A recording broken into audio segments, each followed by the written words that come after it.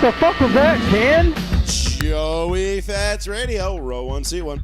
I've been loving every second. I'm not rooting for injuries openly, but I just pretended that was Brian Deegan.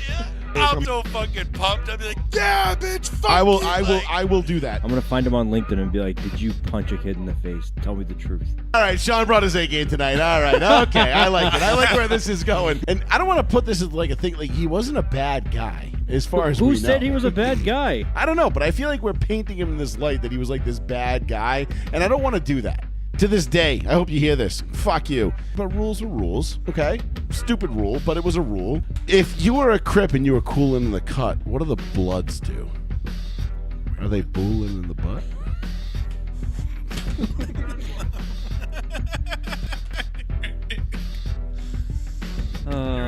Yep. Also, we are extremely juvenile, and yeah, whatever. Fuck you. All right. You fucking smacked me in the ass, you dumb fuck. Oh, you feel that, boys? Do you feel that? Can you feel that in the air? No, not really. That is Super Bowl week. That is the season of the gods actually becoming upon us. Which is NASCAR season. Because the Super Bowl means only one thing. That we are 1 week away from the Daytona fucking 500. And I can't fucking wait. All that being said, it is Super Bowl week.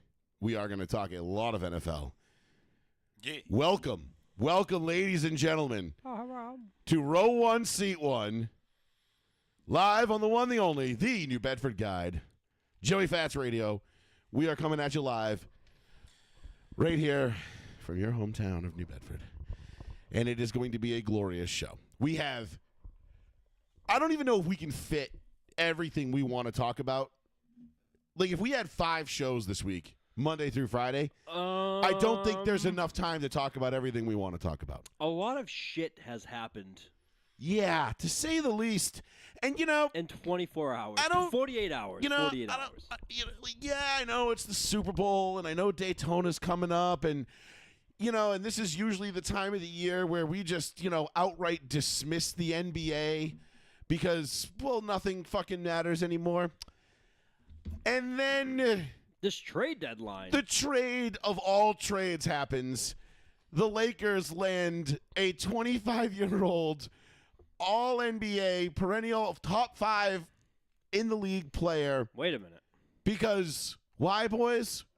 Why did the Lakers land him? He's a raging alcoholic. Because we're the Lakers. I don't know how many times I have to say it. I don't know how many times I have to repeat myself. The Lakers get ballers. It never, ever fails. Yeah, it's kind of a nutty. We're going to go from Shaq and Kobe to LeBron to the Luka era. No other team in NBA history will be able to sit back and look and say, we had a similar run of success. Well, I mean, we had similar statured players for the last 40 years. You're starting at Shaq and Kobe. You can start way before. Oh, that. I'm sorry. Did I exclude Magic and Kareem? Yes. Oops. Oops. Sorry. Yes. I forgot my cup runneth over. I mean, it was a very impressive trade. And then it was very... You know how much I love to see reaction videos. Yes. I love watching Super Bowl videos. I love watching fans. Beast mode. Beast mode. Beast mode. I will never get tired of those videos. The Falcons fans at the Falcons facility watch Super Bowl. They're dancing, doing the dirty bird like Jamal Anderson. And then head in their hands 20 minutes later. And then in the fourth quarter, they have a screenshot of like all the fans sitting there watching the game. Not a single person is talking. No one's eating anymore. No one's drinking. No shit. Well, because they shouldn't be eating because only winners get wings. DT. And then you see all the different sports, different things happening. This was the opposite great reactions where you go across all sports. I sent you O'Shea Jackson, which if you don't know who O'Shea Jackson is, it's Ice Cube's son, huge wrestling fan. Star of Godzilla King of the Monsters. Yes, he also does. Yeah, he was. What was the Den of Thieves? I actually really like that movie. It's a heist movie he does with Gerard Butler. Gerard Butler. Yeah. I was just saying Gerard Mayo. Gerard Butler. I mean, wasn't that the one with 52? First one, yeah. First one. Yeah. Yeah, right. Second one just came out, and the third, I guess there's a third one now. It did really well. Yeah, So, I like the first hey, one. The good for first him. one was very good. First one was good. But we're going to dive into all this trade talk But- and the NBA shit. Nobody wanted to believe the trade. That's how shocking it was when it happened. This is the single most shocking trade in the history of sports. And we are going to break it down for you over the next 2 hours. Joey Fats Radio, row 1, seat 1, 774-992-8702. I almost gave up my personal cell phone number. I Which, was like, what the fuck no are big you deal. doing? Whatever you call that one, too, if you want. I don't give a shit. We're going to break everything down. We're going to go through the Luka AD trade. We're going to get into the Super Bowl. We're going to get into our prop bets, parlays. We're going to get into the NFL trade rumors, which are just flying left and right. Lots of big name players Big time. asking for their trades. Cooper Kupp, Myles Garrett. Cooper Kupp being told he's going to be traded. And, boy, ladies and gentlemen, I called it. well, we knew back in the fall Cooper Kupp was gone. Because if the Los Angeles Rams had lost to the Minnesota Vikings on that Thursday night, they would have been basically out of contention and there would have been a fire sale. And Cooper Kupp was number one on that list of people to go. So it's no surprise they were going to we knew they were moving on from him Yes. at some point because you can't get Puka Nacua and then look at an aging Cooper Kupp who really hasn't had the availability and the production that the Rams have needed from him, mostly because he hasn't been available. Wrong side of 30. And great player, but if you're not available, it doesn't matter how good you are if you're on the sidelines in a t-shirt and a hat. So we'll get into all of that. We'll touch a little bit on Daytona because we will not have a show on Tuesday night next week. Do you want to do a show? Do you want to do something Monday night? Even if you just call in from home I can try. and we just do a quick Super Bowl recap because I feel like Are you gonna be here still? I'm or- going to be here Okay. Monday night, but I'm are you leaving. leaving? I'm flying out 5:30 Tuesday morning for Daytona. Oh god damn. Okay. So we won't have a show on Tuesday next week. So for those that are going to be waiting, I don't want people to think like, especially if Kansas City wins, they're like, oh, they fucking blew the show off, fucking pussies, and don't want to deal with Mahomes' inevitability and blah blah blah blah blah blah blah. And listen, we're going to go through all the ways of why Kansas City is going to lose, how Kansas City is going to lose, how we want Kansas City to lose, and we're going to run through all of it, and eventually. We're just gonna will it into fucking existence. Kansas City's gonna lose. We're gonna manifest that We're shit. we're manifest bros today. We're gonna think of Billy. Fuck a Millie. I won't say it, but you know what I was going with next. I'm out working you fucking homos. Yeah, that's what I was gonna say. It's okay. It's fine. Uncle Donnie's back in the White House. We can say retard and faggot again. It's fine. You know, comedy is coming back as long as it's tasteful. Right. It can't be hateful. It must be tasteful. Okay? That's where I think people get those things mixed up. You can use those words as long as they're done in a funny sense.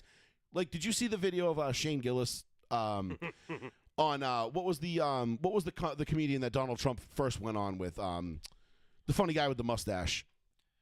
You know exactly what I'm talking about. Skinny dude with the mustache. Kill Tony? No, it wasn't Kill Tony. It was the other comedy, it was the only other podcast he went on. The first one he went on before he went on Rogan, before he did any of that shit. I don't know. What's his name? Taylor Vaughn? Nope. Theo Vaughn? Nope, before Theo Vaughn. Come on, you guys know this, dude. This is your fucking department. The only comedian he went on before? No, who did he go on before? It was the very first one that he went on that kind of broke the ice. You guys know who I'm talking about. I'm looking it up right now. I don't know. It says Yeah. Theo Vaughn. No, it wasn't Theo Vaughn. It was before Theo Vaughn. Look up all the comedians he went on with. Andrew Schultz. Andrew Schultz. Oh, I was Thank you. just about. I was fuck like, off. I don't. He's Come on, this is why I pay you guys. You're supposed to know these things. You know- I know the sports stuff. You guys know the famous people You shit. know, I tried. I didn't He knows know. more than I do. I didn't know he went on Andrew Schultz. I watched Theo Vaughn and I watched Rogan. He I went didn't- on I didn't know he Schultz, was on but Schultz Schultz was the either. first one he I went missed on. Schultz. I think That Schultz was like not important. Schultz having him on kind of opened up the gates, like the floodgates, if I remember right. I didn't know that. I could be wrong. Maybe it was the second one, but I feel like Schultz was the first one, and then Schultz everybody is was the first. Yeah, you're right. October 11th, 2024. yeah, and then everybody else was like, you know what? Fuck it, we'll have him on too.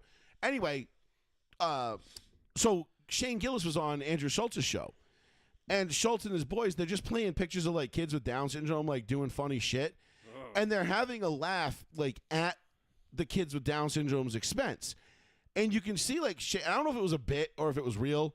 Because it's tough to tell with Shane Gillis sometimes. No, it's real. Shane has two family members that but have Down he syndrome. has. I thought it might be real because he does. Listen, Shane Gillis is the first one to talk about like my homie with the extra chromie. You know what I mean? Like he's the Right, first right. one to throw He those. says, Like he goes, I don't know if you can see, it just nicked me a little yeah, bit. it nicked me. He goes, it hit my other family members, it just nudged me a Just little I bit. dodged it, and like he's funny as shit.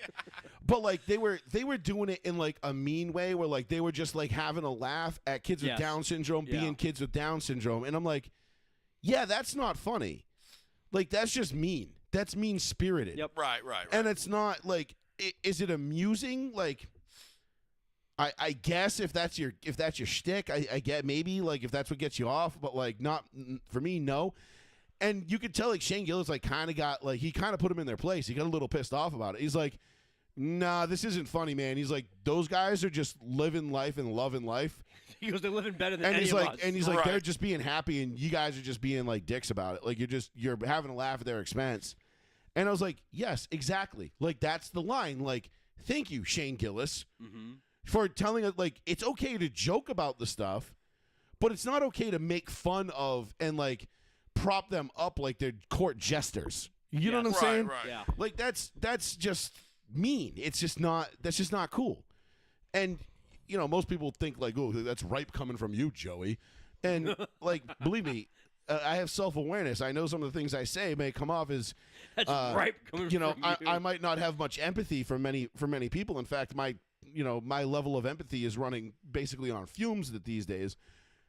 But I'm never going to be mean to somebody based on the way they look, the way they are. Like I can't make fun of people's like physical appearances. Like for me, like when people are like, "Oh, don't you fucking like hate that bitch? Like she's fucking ugly." I'm like, "Ah, come on, dude. Like that's like don't be shitty." Like they, you know, like Yeah, to actually genuinely hate somebody because yeah, of that. like, It's like, dude, they didn't like if fucking- you want to hate somebody because they're a shitty person, that's fine. But like, don't hate, like, don't be a dick because they're fucking, you know what I mean? Like, they're not up to your standards, whatever the fuck that means. Like, I don't know. As growing up as the fat kid who got made fun of for being fat all the time, and don't get me wrong, I'm not one of these like, you know, body positive fucking people who are like, you know, like. You know, I'm not gonna be like, you know, out there and be like, oh, look at Lizzo, she's morbidly courageous. Yes, yes. Oh, did you Very see good. her big weight loss transition? Oh yeah, great. I'm not one of those people, and I'm not sitting here saying that I'm glad I was made fun of for being fat. It made me who I am. It gave me the thick skin that I needed to be to survive in this world. I got picked on for being fat. Absolutely. Yeah, like we all had shit we got picked on for, right? Like I was fat, Paul was retarded, Generally? still might be. We don't know. Yeah, definitely. He You know, shrugged you. he struggles with it from time to time. You got picked on for being fat and Gray hair. gray. Oh, you had gray hair like the day you graduated high school. You were like, Yep. you Hey, I graduated. That was before graduation. Sean was like the anti-Asian guy. You know, like Asian people, like they'll live till like they're 90 and look like they're 25. Yes, And Benjamin the Button. day they turn 90, they're just like, oh, Mr. Miyagi. Yeah. Like that was Sean, but instead of when he turned 90, it was when he turned 19. So you just like gray hair. Boom. No, it was 16. Like I thought you were like 50 when I first met you. yeah, dude. Nah. I'm just kidding. I didn't think No, that. I know what you mean. But I legitimately get people that think I'm way older than my actual But the age. thing is like Shane Gillis made a great point, and I don't think we talked about doing this. This was not a on the record bit. This is completely off the cuff. Facts. But it just jarred my memory. Shane Gillis made a great point. Like, there's a way to handle using the word retarded or the word faggot or whatever and making it funny and a joke and not about being mean-spirited and hateful. Yeah. And we as a society now are coming back. I feel like that pendulum is swinging back towards, oh, right, we're going to be adults and we're going to be able to differentiate between the two. You know, like, I might not like it. I might not care for it, but I'm not going to sit here and be like, you're a fucking asshole and you need to leave and you need to be fired from your job and you need to never be able to work again and you need to be buried in the dregs of society, you fucking loser, because you used a word that I don't approve. Like, we're done with the HR lady politics. Like, the HR liberal white woman way of living is gone. Like, I hate to break it to y'all. Like, it's gone. If that was your thing, deuces. Enjoy. It was fun. It was a fun, decade that y'all had. You got away with a lot. I mean, but even like Dave Chappelle went into hiding. You know what I mean? Comedians were like, I'm not doing a comedy show. Why? Tons of comedians Because I still can't do do that. anything fucking funny. If I Yeah, don't, no shit. it's like there's a reason why Amy Schumer was like a great, considered a great comedian at one point. It wasn't because she was great; it's because everybody else was fucking not doing the work. Because they were like, "Nah, fuck that shit. I can't be funny." No, Yeah, sh- no well, shit. well, she could make the jokes and not get canceled. And the thing for it. about my vagina. Yeah, she probably greased the right pockets and shit. You know? Yeah, well, I mean, No, when she's your all done now. when Yeah, your she when your quit. uncle's Chuck Schumer, it doesn't. You know. Oh, is it? You didn't know that? No. Yeah, that's her Well, uncle. that makes a Yeah. big fucking difference. Yeah. No way. Yeah, Fucking loser. yeah, she is. So anyway, she sucks. Well, so's Chuck. But my point is that there's a way to be funny about it, and a way to be tactful about it, and a way to have. You don't have to be not everything is rooted in hate and hatred and anger and wanting to get rid of somebody else because they look different. And don't worry, we'll get into that as the show goes along, because we do have a great Snoop Dogg Tom Brady commercial that'll be airing during the Super Bowl as we roll through our Super Bowl topics as we proceed through the show. But just so you guys know, for those that are listening for the first time, this is Row 1 Seat 1. This is Joey Fats Radio. We say what we want to say. We say what we want to say. We say how we want to say it.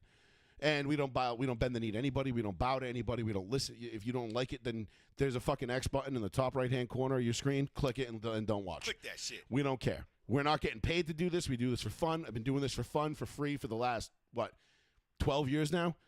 And no one's going to tell me what I can and can't say. So if you don't think something's tasteful or you don't like the way it was or whatever, that's fine.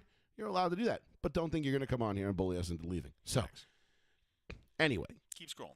we're allowed to say retard and faggot now. That was my long-winded way of saying. Like, we can say those things now. We were given permission, apparently. We were given permission by the God Emperor. You just write on a Himself. a piece of paper that says, "I can say these things."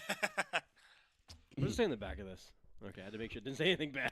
Someday. Wait a minute. There's like Super Bowl picks or playoff picks. Or Yeah, something. right. And then someday, I mean, I don't know if we'll ever get the N-word passed, but, that one's still, that one's still off I'm limits. good with that one. I don't really give a shit to use it. So. Yeah, people actually fight you on that one anyway. I don't care. Yeah. No, like physically, like Yeah. they'll like fight you. Like, would I you don't sir-" need to. I have no reason to use it. I don't give a fuck. Like, No, I mean, unless I'm doing karaoke. y'all can have it. Yeah, y'all can have it. It means Honestly, fucking don't really nothing to want me, it to me. bro. Yeah, it doesn't mean anything to me. Yeah, it's your term of endearment, whatever the hell you want to call it. Good for you. Sure. I mean, but don't get mad at me if I decide to do karaoke to DMX or Biggie, and I didn't. Y'all listen, wrote it in the song. Like, I I'm didn't. kidding. I didn't write it 37 times in two verses. Okay, somebody else did. Just gotta make It's us. not my fault. I'm just super good at doing it on karaoke. So anyway, 774-992-8702. Joey Fats Radio, Row 1 Seat 1. Welcome, ladies and gentlemen. Full house tonight. Plissy and Mr. Betancourt with me as always. Hello. What up? I am Joey Fats, and we are going to dive right into everything that we had. Do we want to start with Luka and AD, or do we want to start with the Super Bowl? I say we start with the Luka AD thing. Let's get it out of the way. That's the hot topic, man. Everyone's mean- been Super Bowled out for a week. We know we're going to get to the Super Bowl, but We're going to get to the Super Bowl, and I want to get more to when we talk the Super Bowl, I want to get more into, again, like I said, why we want the Chiefs to lose, how we want them to lose, these prop bets, prop pretty, bets, pretty parlays. tantalizing.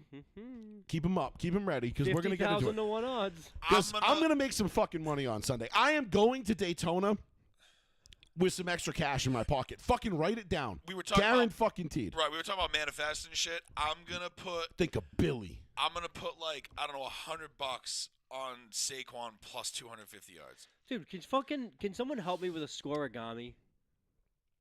Scoregami. What the fuck is No, that? I can't help you with that. What the I know fuck what is it. that? It says It's like Super Bowl squares, but Gonna Google. with a seven-sided dice or something. Like it's if I like remember it's right. like will there be a scoreagami? Yes or no? Scoregami is isn't that like when a score was the same? No, Bukkake. when it's like 31-13 or something like that. That's not that big of a difference. Isn't that what scoregami means? I forget. I don't pay attention much to these things. Like I don't. That's the one thing. Like some people have said it to me. They're like, "Oh, you hoping for a scoreagami?" I'm like, "What?" Like I've watched football a long time. I don't know what the hell you're talking about. What the fuck? Scoregami is a concept thought up by John Boyce. Who the fuck that guy I is? don't give a shit what he's. What's the point? It's the art of building final scores that have never happened in the NFL before. Oh, there it is. Okay, yeah, right. The one like so you'd have to be like 22-2 or something like that. Yeah, Like, it's never the art of happened in building the- final scores that have never happened before in NFL history due to the unique nature of how points are scored in American football, where it is impossible to score 1 point on its own, as well as the rarity of the 2-point safety and 8-point touchdown. So they're talking and about 2-point conversion. Mm-hmm. There are a lot of scores that are possible, but have never been happened before. More info, blah, blah, blah. Click this bullshit link. Don't care. Anyway, we got the gist. Okay, there it is. There's your Yep. score. So there's your scoregami. It's just basically if you can guess if the score is going to end in a score that's never happened before in NFL history. How many scores have never happened before? I'm sure there's a statistic out there that has it. Someone shouldn't call in and say 100 to 98 has never happened. Yeah, I know. Fuck you. I know. Right, like within fucking reason, like anything like. And are we talking like combined points? Are we talking like, you know what I mean? Like I don't know. I don't know. Scores. I've never heard of this before. I've never heard of a fucking scoregami. Missing scores in pro football history. 70 to 70. Well, fucking Wow, no shit. That one's never happened, huh? It's just called a tie, asshole. Jesus Christ. Yep. There are 1,396 missing scores. Okay, I'm not gonna. Yeah, that's fine. You don't have to get into it. It's not a big deal. 2-2. 4-0. 4-2, 4-3, 4-4, 5-2, 5-4. It goes fucking on, dude. So, like, realistic scores, something that you might actually see, a 25-5 game. All right. If someone wants to bet me 25-18. I will bet someone 1,000,000 to 1 odds. The score will not end 5-2. Fuck yeah, I'm not taking that. One safety and a safety. And No, a 2 field. safeties and a field goal. Wait, a safety 2 points. Yeah. So, but The score ends 5-2. Or a safety and a field goal. Yeah. So 2 So it and has to 3. be 2 safeties and a field goal is the whole score for the whole game. Yes, yeah. Yeah. Yeah. But I'm saying like 1 for 1. 1,000,000 to 1 odds. Right, a safety and a field goal for one team, and then a safety for the next. That's never gonna fucking happen.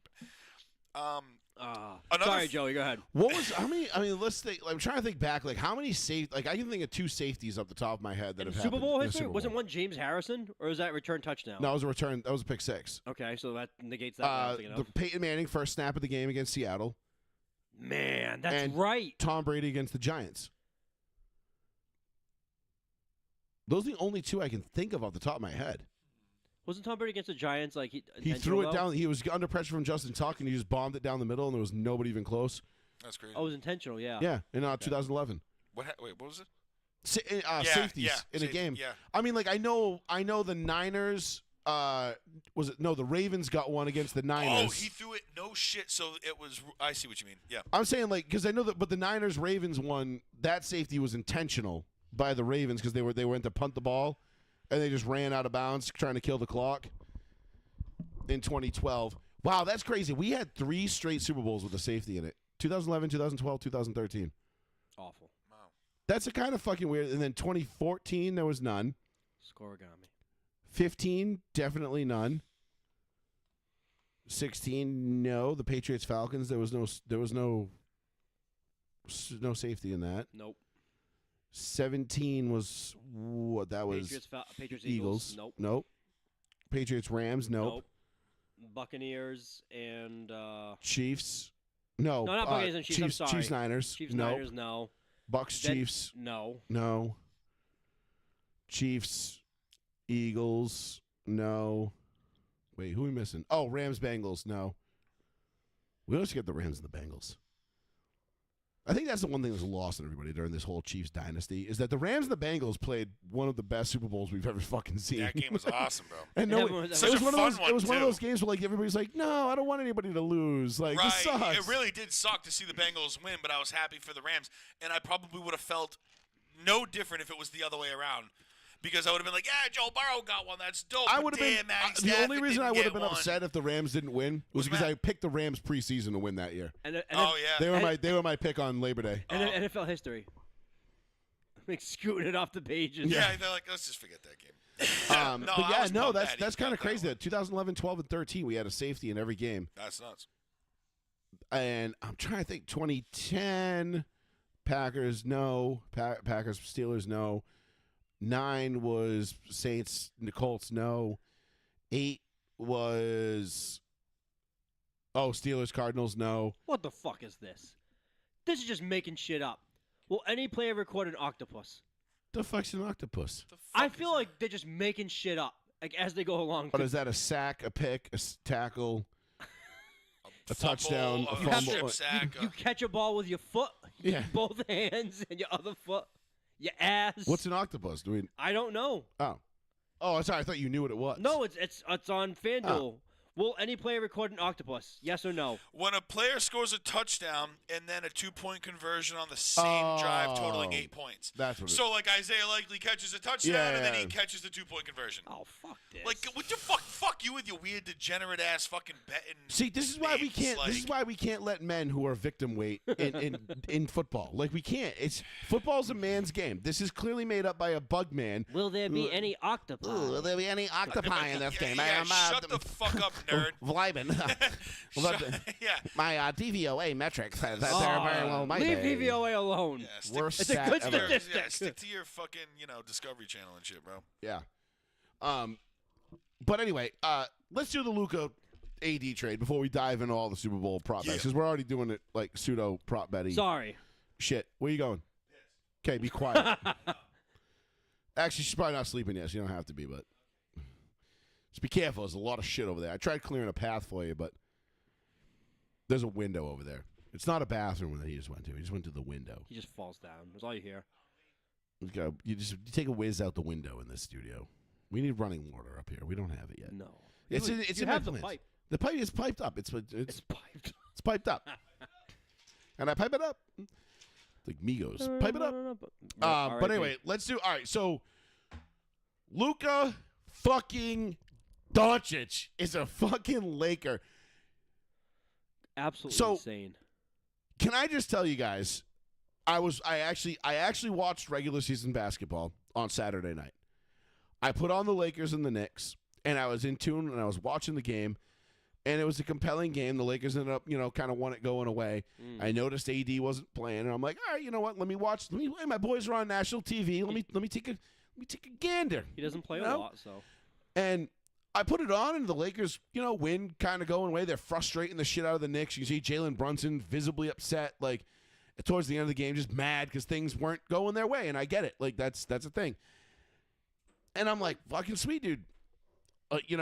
Another Lakers victory, and the Lakers have been on kind of a roll lately, and they were creeping up in the standings. So I go to one of my group chats that I'm in with a bunch of my buddies, and we always just like to talk shit to each other about random nonsensical shit. And there's like one other Lakers fan in the chat, and we always just troll everybody about the Lakers. And one of our things is every time the Lakers win is we just chime in, we just say another Lakers victory or another Lakers win. Like that's it. That's the text, and everybody just fuck you, you suck, blah blah blah, whatever, fuck you, you're gay, like this, da da da da. I put another Lakers victory in the chat, put my phone down. I forget what I went to go do.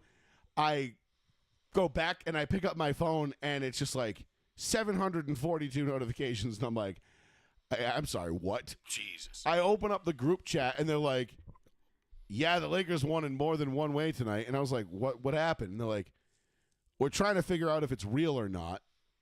But apparently the Lakers just traded AD for Luka. And I'm like, I'm sorry. Yeah. Could you It say doesn't that? even make Could sense. you say that into my Wait, good ear? honestly, when I saw it on the chat, I was like, And wait, what? I'm It's sitting here. out of left field. I'm sitting here going like, oh, hold on. Wait. I'm like, wait, no. I'm like, we were going to trade for a big to get AD the help that he needed. Because, like, AD's the future, right?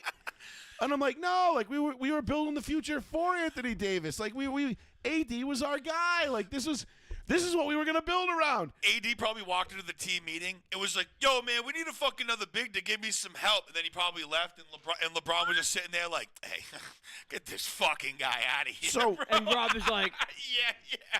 So But I'm- Luka, Fuck you, though, LeBron. Luka, I would have never thought Dallas would give him up. Nobody did. Never thought that. Nobody did. They were this close, what, a year ago? What the fuck? What did they get to 6 games? 5 games? Was it 5 or 6? They won Five. one.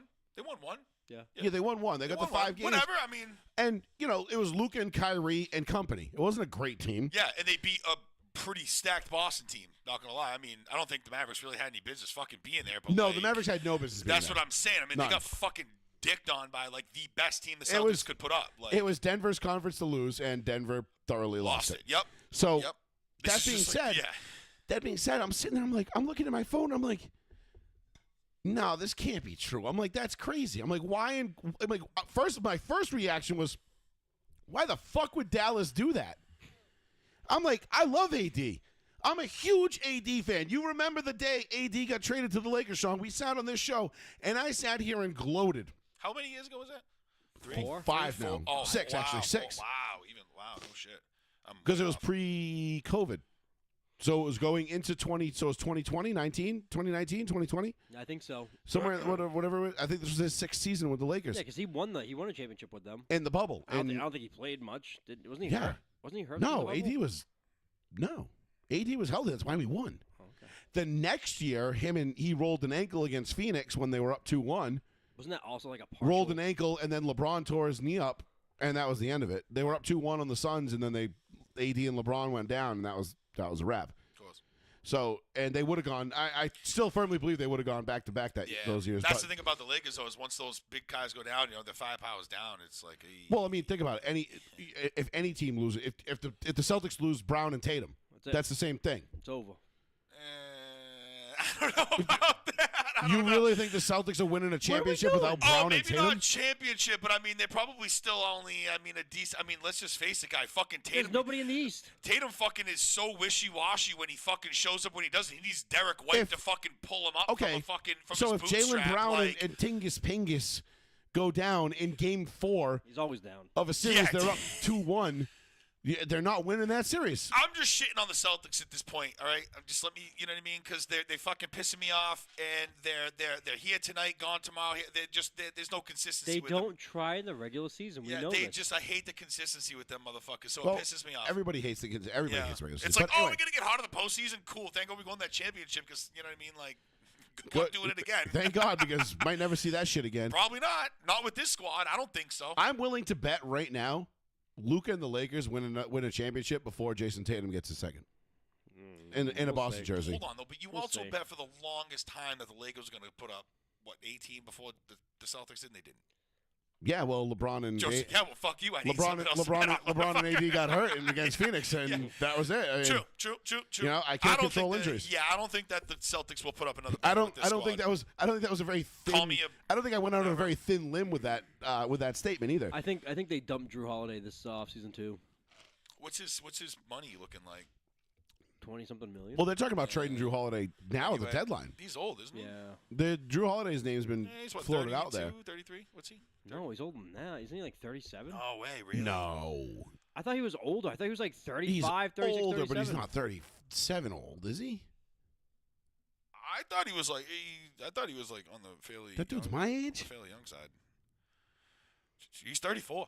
Okay, 34. He's 34. I thought he was older. He's like That's he's like Bo Nix's age. Come on. Born in 1990. We're talking about him being old. We're I like, know. damn. We're old. We I should, know. we should I mean, but in terms of pro sports, it is old. I mean, think about it, dude. I just turned 40. Facts. I know. Like this is Peyton Manning didn't even make it to 40.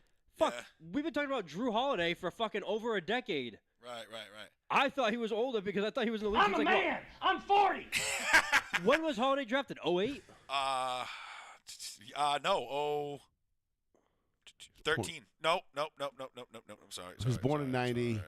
So I don't have it up. It's just Google, guys. I just assumed You 08 'cause fucking- 18. yeah, why are you doing this to me, man? Why you doing Why, this? why He you would have asking been me, yeah, homie? 08, I thought you 09, were my brother. 10, 08, 9, yeah.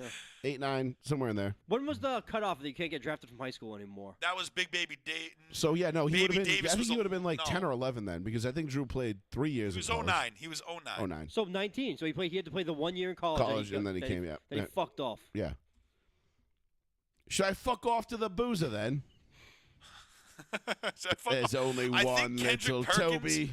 So One 05. little 05 Toby. was the last year you could go from high school to NBA. Yeah, because they tried stopping after LeBron. Yeah, No, I think it was Kendrick Perkins or Baby Davis. I think it was Big Baby. Big Baby. That's what stopped it? Yeah, it was either Baby Davis or Perkins was like the last dude to get They drafted. realized that man had no career after basketball because he was And they were brain like, dead. yo, we got to cut this shit and then out. and now he's in jail. Who? Kendrick Perkins? Oh no, I thought you were talking Baby about Big Davis. Oh, is Oh he? yeah, big. Yeah. Kendrick So- Perkins on TV. So back to the Doncic trade. I'm sitting there. I'm looking at my phone. I'm in disbelief. I'm like, whoa. I'm like, hold on. And like my first instinct is like, I know Sam Sharania is like really good, thought and he was hacked. he's up there. I'm like, this can't be real. Mm-hmm. And everyone's having the same reaction. Like, this isn't real. This can't be. And it didn't come from Woj.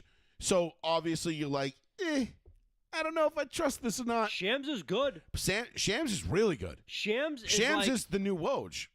Shams is taking over. I think Shams is Shams better than Woj. he's jumped him. Yeah. He's jumped him. And or maybe he's on that plane anyway. No, he's jumped to Woj now. It's like Adam Schefter and Ian Rappaport. Ian Rappaport Yeah. in the NFL. Like Ian Rappaport, NFL outsider. You know, unlike Sean, NFL insider. I'm gonna stop putting that. I'm not should. gonna lie. So I'm like, I can't believe this is happening. And then I look at the trade and I'm like, wait a minute. Like we got Markieff Morris and what's his name? And Luca. Who fucking cares? what And we that gave is? up AD, Max Christie, and a first round pick. in 2029. And I'm like, bro, this is highway robbery. I'm like, there's no way. Wait, isn't it a protected first round pick too? I don't. Martell Webster, whatever. He was the last person drafted from high school. Oh, Yeah, yeah, okay. whatever. Martell Webster. That's a really good trivia question. Latrell Where was he from? He was 56 overall to the Detroit Pistons. First round set, Martell Webster 6 overall. What year? This 05. 05. Where- So- Last player drafted from high school. I'm sorry. It was Amir Johnson in 05. Oh, He was for selected Orlando. 56 overall. No, by the Detroit Pistons. Amir Yeah, Johnson, he got Oh, selected. I'm thinking about Yeah. I'm thinking Jameer Nelson. Oh no. Yeah, Jameer Nelson was the Orlando Magic, not Amir Johnson. Where's Amir Johnson now? Dead. Where's Amir Johnson? That's a good one. Amir Johnson, Detroit He was, Pistons.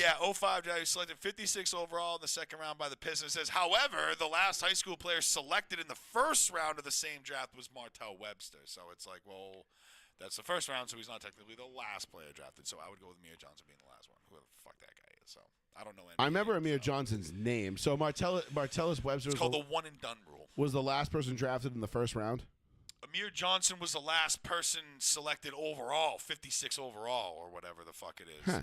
So, I mean, the last high school player from the first round of that draft was Martell fucking Webster. They're fucking with you. Martell Webster was the last first round Was pick. the first drafted. I thought it was Baby Davis or Perkins. That's a really good trivia question. When the fuck? I would have got that wrong. I would never have guessed that. You would have told me the name, and I'd be like, "You're full of shit." There's no Honestly, such at person. 05, I would have guessed like stat.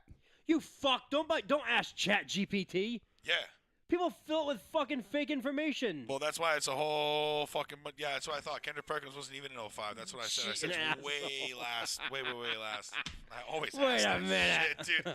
Watch. I bet you could go. What? Look. Last year. All right. I could Google it too. Dude, how did you do that? ChatGPT, dude.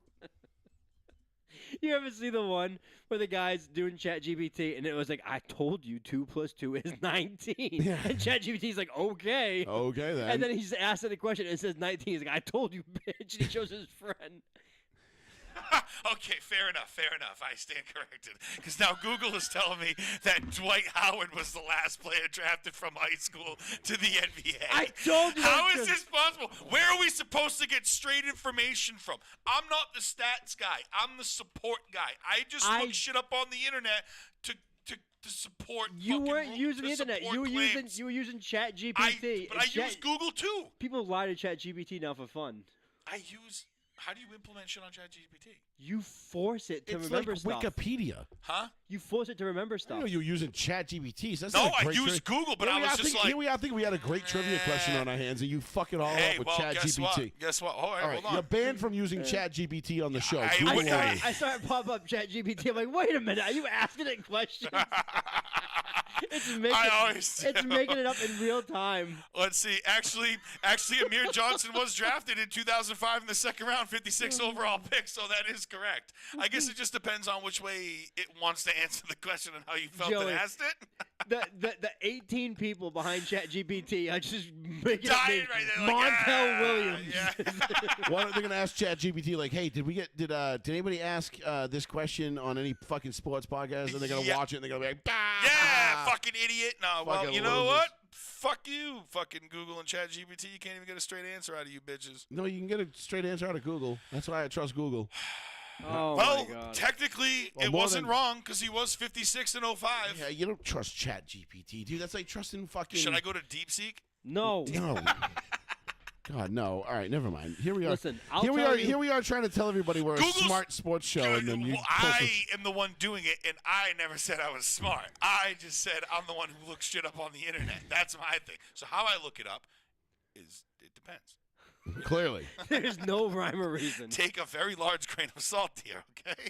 I love how over the microphone I just see the ChatGPT pop up. Well, because if I can't find it fast enough and I just need like a fucking fast explanation, just Wikipedia my ass. I don't give a shit. Google. Like, Go to yeah, Google but and just that type takes it in. Literally type in. I did. Who was the last player selected in high school? Apparently, it's Dwight I Howard. then have to read a paragraph in front of me. I don't have time for this. Yeah, Just pretty tell me much. the meat and I'm trying to potatoes. get it. I'm trying to fucking get it on the Unbelievable. fly, bro. Fucking believe On This guy, the fly. he goes to Olive Garden. Who the He's fuck like, is Gerald Green? They you know, give him- you know what they I mean? give- Gerald Green, wasn't he? Yes, Gerald Green was a Celtic, Celtic? at one point. Yeah, yep. See, Andrew Bynum, blah, blah, blah. There's a fucking million things to sift through here. I don't got time for that shit. Amari Stoudemire. Like, I mean, I know there's a few guys that came out of high school. He goes to Olive Garden. They give him a menu. He's like, I don't got time to look at all Yeah, these fucking actually, yeah, options. Amari ChatGPT. Stoudemire. What do I He's order? like, he's like, yo, how many pages is this? 4? Fuck Yeah, you, Dwight bro. Howard, selected by the Magic. I want the steak. They're like, sir, this is an Olive Garden. He goes, I said what I said, bitch. Said what I It says on fucking- ChatGPT, you office. Oh, all right, motherfucker. Amir Johnson, 56. He was the last one. Fuck that. In 05. He was. Fuck it. I was right. That was worth the laugh itself. It was. That was good. It was. Okay, so Amir Johnson is the last player Yes. technically drafted out of high school. That's. I never want to hear that name again. No, me neither. Amir, I'm you so know, it's done. Hey, is there like an NBA version of that name sucks to Pro say with a Football New England Reference? accent. Yeah, it's Amir. called Basketball Reference. Oh, it's the same shit. I should Yeah, get that. basketball-reference.com. It's a great tool. You should Never, learn to use dude. it. I don't fuck with the NBA like that. I have all three. I have all three: MLB, NFL, and actually 4: MLB, NFL, NBA, and racing reference all open on my I phone. did not know that was a thing. I just I thought have them all football- open on my phone at all times. I use them every day. Well, I got NBA now. Yes, you We should. learn something new every day. That's, So- that's WNBA. Back to the Luka trade. Disclaimer: never said I was fucking smart. All right, so fuck off. So, what this trade meant. So, after we, again, I could not believe what I was actually seeing because it didn't make any sense. This, Made sense on this no is level. league altering shifting. This is like legacy shifting, league shifting. This is Chris Paul to the Lakers getting Peyton Manning to the denied. Broncos. This is like the last time, and I was trying to think of like trades where players were traded like in their prime. Kawhi, right? No, he wasn't No. traded as free agent. The last time I remember a trade like this that was like as big, like had as big a names was Clinton Portis for Champ Bailey in 2004. That still doesn't feel as big. Damn, you And- guys got rid of Clinton Portis and got Champ Bailey. What a solid fucking trade that was. yeah. That was pretty good. And we trade. got the second round pick from Washington that got us Tatum Bell, who ended up kind of being a fucking beast for us too. So, Yeah. Well, I Um, did love Clinton Portis, but dude, What, so what about the Kid Bro Celtics? Sweeps was a Kid fucking Bro, man. that's my dog. yeah. What about the Celtics fleecing the Timberwolves? Al Jefferson for fucking Kevin Garnett. that was That's less solid. that was but that wasn't too Prime. that wasn't wasn't his too- prime. MVP No, you're all right. NBA. You're right. Like this is the first time 2 players that are all NBA have been traded midseason. Like this has never happened before. This is unprecedented. The level of players that were traded here has never happened. They just swapped basically. The Lakers said, "Take our over the 30 on the wrong side of 30 power forward, and we'll take your under 24 guard or under 20 or 25-year-old guard, and we'll make it work." And how this happened, and Sean's going to get into it because Sean knows better than anybody how this whole thing went down and took place. Because the way, so the fact that it happened was fucking mind-blowing. Now, keep in mind, I was like on an emotional roller coaster about this because I didn't know how to feel because I'm like, wait a minute. We just got rid of, I'm like, why didn't we trade LeBron for Luka? Mm-hmm. And then kept AD, and then we could have had Luka and AD. I'm like, that would have been fucking awesome. But then I'm like, well, you can't do that because LeBron's never going to agree to go fucking play with Kyrie in Dallas. That's not going to work. I forgot he had a no trade. He has no trade clause. So I'm like, holy fucking ball sack, dude. I'm like, this is fucking wild. I'm like, the Lakers just got rid of a player that they were planning on building their future around for a guy who's 6 years younger that they can build an even bigger future around. And It was cost less money. It was the most Lakers fucking shit I've ever seen in my life. Like, how do these things always just happen to fall to the Lakers? I don't know. But God apparently loves the Lakers. It is And almost, God is good. It is almost embarrassing how poorly Nico Collins from Dallas, how poorly he did this and how many No, managers. Nico Collins is the wide receiver. Fuck! Nico what? What's his last name from Mavericks? I was just reading about the Pro Bowl, that's why. Nico Collins, the wide receiver, you're right. Nico Harrison. Nico Harrison, thank you. You fucking got me. You're still on Basketball Reference. Yep. So, I you am. want me to get into it? Yes, please do.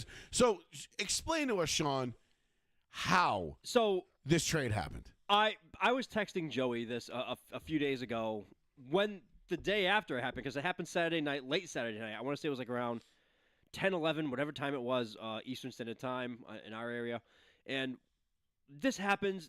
The shock happens. You're waiting for more to come out. You're waiting for it to fall through. You're waiting to see if Shams is hacked. And you've seen another tweet come out that just says, haha, I got you, you're gay. You know, some shit that come out just says, like, you know, everything is all fake. Day passes. You're waiting for the other shoe to drop. You're waiting for the too good to be true. You're waiting to hear that Luka has a torn Achilles or something's wrong or he's going to rehab or like something crazy is going to happen. Like, there's no way the Dallas Mavericks would trade their 24-year-old, already an all-star, already the future of the organization, already the future of the league. There's no way you're trading this man for an aging, often injured, over 7-foot diva, Dude's glass, bro. and you're getting almost nothing back for it. There's no. Yeah, I don't understand. So Bill Simmons, everyone knows who Bill Simmons is if you've ever followed basketball or in the Boston area. He's a huge Boston Celtics fan. He's been a huge Celtics fan forever. Bill Simmons. Oh, the guy with the curly hair. No, he doesn't have curly hair. Okay, never mind. Bill Simmons, notorious Lakers hater from the 80s, and he loved the move. He loved it because he loves to hate the Lakers. And he felt like I did. And he said, you know what, LeBron going into the Lakers, he's like, there's only so much hate you can have for a player.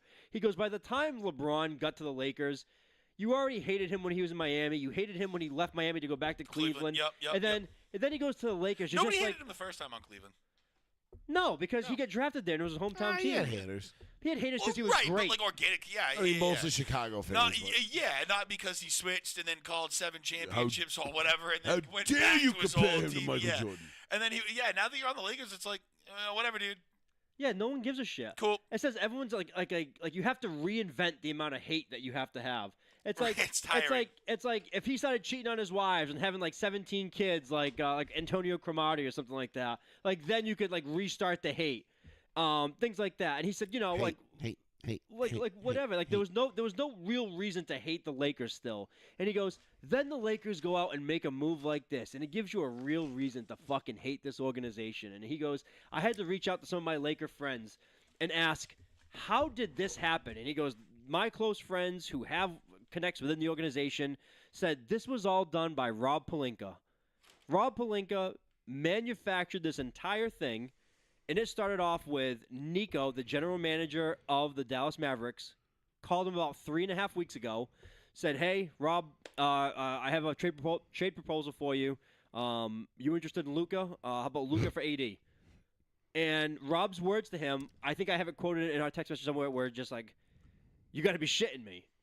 Was like, let me read you exactly what it was that you said. that was a what was said. word-for-word quote, which Rob Pelinka laughed and said, yes, that was my first exact quote to him, because I could not believe it. It's important. I want to make sure I get it right in the first try, because it is absolutely hysterical.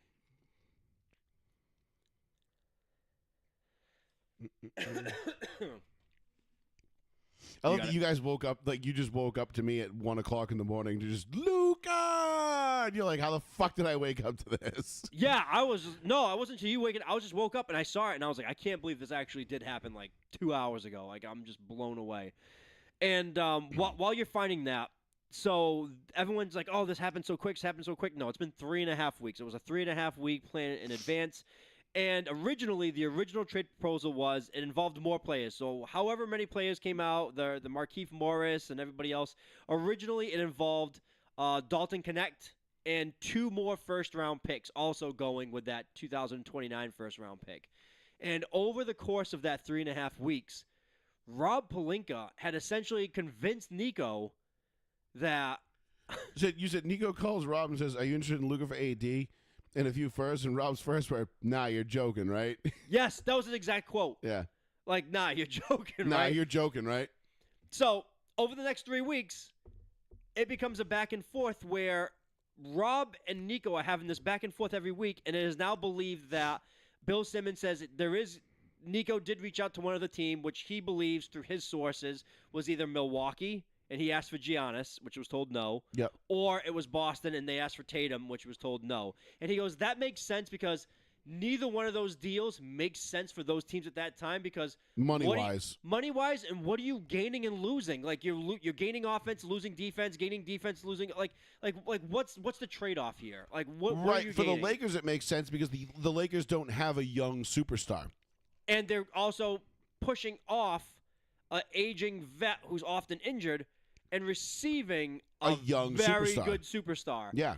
So Rob Pelinka had kind of said like, hey, over the last 3 weeks, like every time something was going on, like Luka would have a bad game, he'd be like, yeah, I told you, like he's not taking care of himself, he's kind of fat, like he's kind of got tits. And that's not hyperbole. That's not hearsay. That's fact. This is what he was Thank saying. you, sir. Thank you. This is actually what Rob Pelinka was telling Nico. He was kind of fucking. I'm gonna go to physical therapy tomorrow, reeking like booze. My therapist is gonna be like, "What the fuck is wrong with you?" He's Tuesday. He's gaslighting this man, and he's telling him. You wrapped it around really well. Jesus, like how the fuck did I do that? And he also convinces Nico. Special. He convinces Nico. He's like, hey, I really think that that Luka has a drinking problem and he might need a rehab stint to kind of like reset himself. It might take him a season or two to kind of get his mind right. Maybe a rehab stint, get a physical health coach, lose some weight, get his body back on track. He might be more of like a project. That's why you're calling these other teams and they're saying no because he's not what you think he is. Mm-hmm. So now you're talking about They just made the finals. now I know. Now you're talking about Nico from the Mavericks is like he's This absolutely fat, right.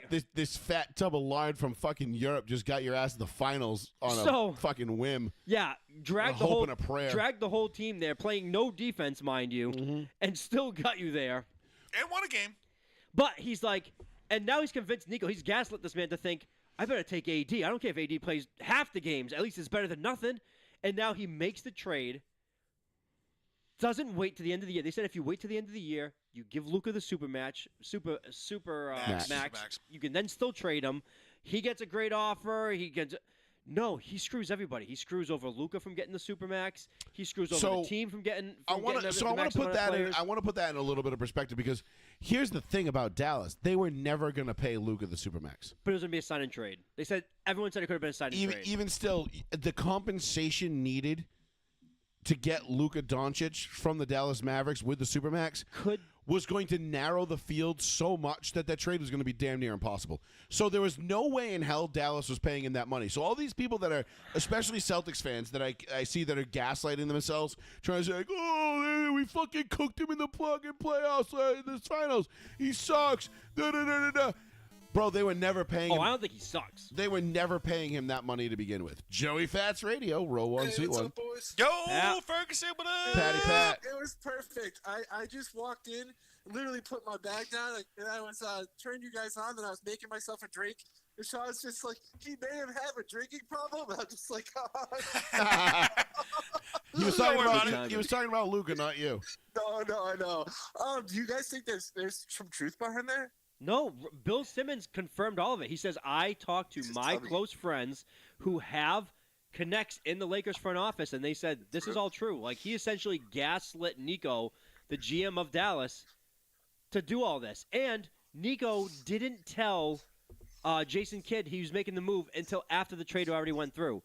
So Jason Kidd found out after it was already done. Luka shared, I'm not sure if Joey saw it on his Instagram or whatever. Luka shared it on his Instagram feed or whatever, his phone call list. He had 23 missed phone calls from Nico, the GM of Dallas, which he just flat out didn't answer. In the middle of it, you see LeBron James, which he answered right away. And then it goes back to missed phone calls, from 1:30 a.m. till 3:30 in the morning from Nico, the GM of Dallas. He just skipped all the phone calls. I don't want to throw you guys a huge curveball, and it isn't trying to make it political, but I've heard that the Alderson family, obviously they're billionaires through casinos. I heard they might be mad at Dallas because they got shot down for casino. I don't know. Do you think they're trying to blow up the team a little bit? Because they No. just don't like Dallas? Well, I think mean, it so. still takes Dallas to make the move. You know what I'm saying? It takes two to tango, but Yeah, I mean, Nico wasn't making that phone call, and I don't think he had a gun to his head, and it was like, listen, you're gonna make this phone call. Yeah, okay? you're right, Joey. You're right. You know, I don't think there's any Goodfellas-esque shit going on there. I mean, you never know with the casino business. You know, Hey, listen, man. For 3.5 it gets weeks? pretty He's like, fucking "Hey, shady, fucking bro. taking The it casino right now." business is pretty fucking shady. For place. 3.5 weeks? No. Yeah. No, but that's the thing. Like, this is only a 3.5-week-old trade. Listen, I think in the short term, and especially with the move Dallas made today, they got what's his name from Philadelphia, Caleb Martin. Caleb Martin. Nice trade, by the A way. really nice trade. I think Dallas he's in the good. short He's a term Celtics killer. is better right I mean, now. they still got Clay. They still got Kyrie. They got Clay, Kyrie. They have a 2-year window. Clay, Kyrie, AD, 1 year. This is it. This they is got it. this year. They They got got this And him year. next year. honestly, and no, because you know what? It never fucking works out unless like. Now it does. Very fun, but you need like some. I don't think AD's that fucking guy. You listen, Paul, man. AD is a perennial MVP candidate. Fact, but you're also losing Luka. If they had got AD with Luka and Kyrie But and what- Clay, but I the would have thing been is- like, "Holy fuck!" But you don't It never get. would have happened. No shit. But that's what you- I'm saying. You're But losing a lot I to know what gain. I know what you're saying, and you lose a great talent in Luka if you're Dallas. Right. But you're also gaining a great talent that fills a hole a major hole that you Right, had. right. And you can Stephen A. supplement Smith with said, your other guys Dallas if you should need shoot to to. the top. I mean, Clay Listen, and I between think- Clay and Kyrie. I think short term this makes Dallas a legit team in the West. Now, do I think they're beating OKC? No. Do I think they're beating young. Denver? No. I don't even know if they're beating LA. Could you imagine if we get a Lakers Mavericks playoff Bro, matchup? I mean, the fucking Lakers mobbed the Celtics, bro. I don't think the fucking Mavs got anything like Well, that. that's regular season though. But what I'm Yeah, saying that's is like, facts. I'm just saying in terms of like, Now, matchups. long term, I think the Mavericks shot themselves in the foot. I think they're trying Yeah. to cash in on a short window.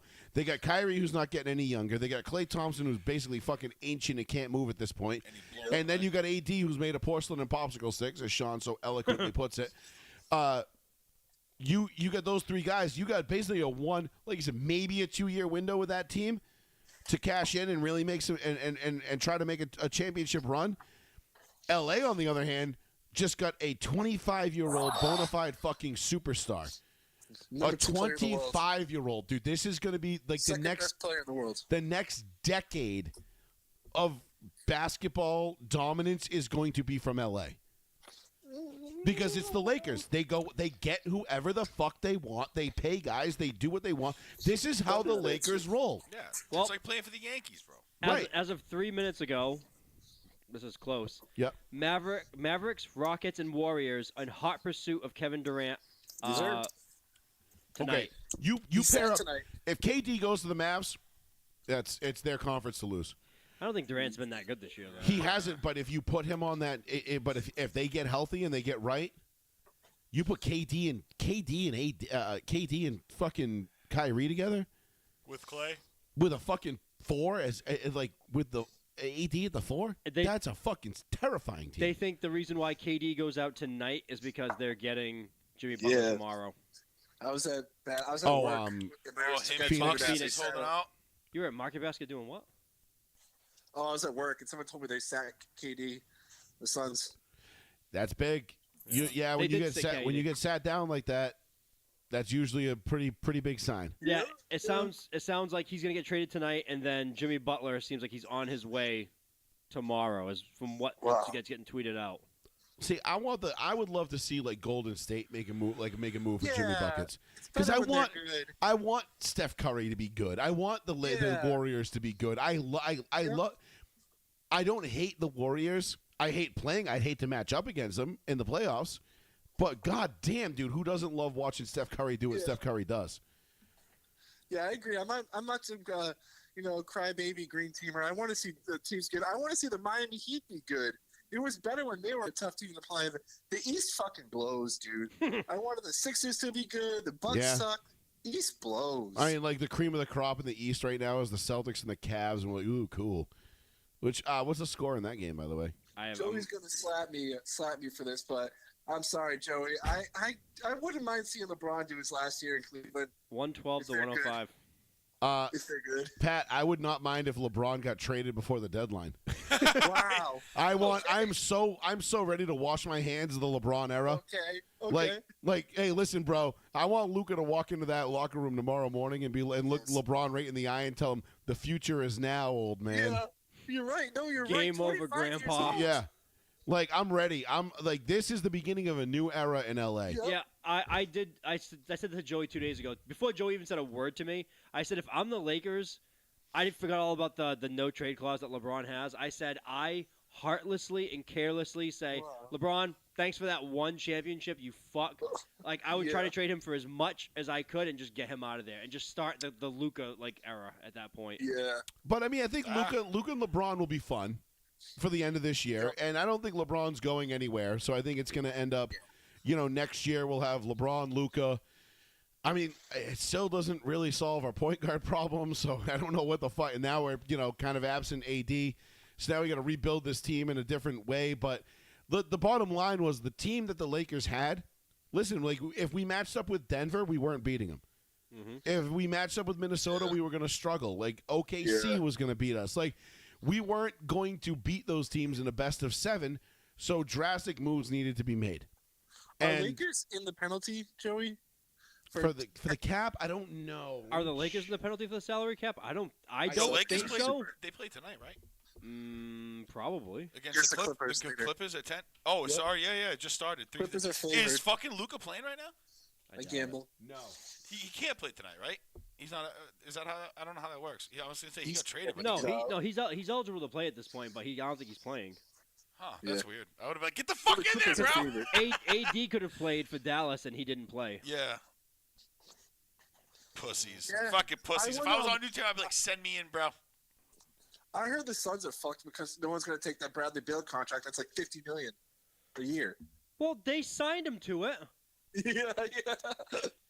Yes, I believe the Lakers are in the penalty for the fourth straight year. They have such good GM though, and they also have Rich Paul. They can maneuver around that. They it's when it comes to money, that's the thing. The Lakers don't care. They'll pay the penalties. If it means wins, they'll pay it. But the problem is it hasn't been amounting to wins lately. So that's why they're not. The bosses have been like, yo, hey, whoa, hold up. Like what are we doing here? The Lakers do what the Lakers do because the Lakers are who the Lakers are. I caught which are champions. The beginning of it. Joey, I caught the beginning of it when I first walked in, but how the fuck do they only have to trade one first-round pick?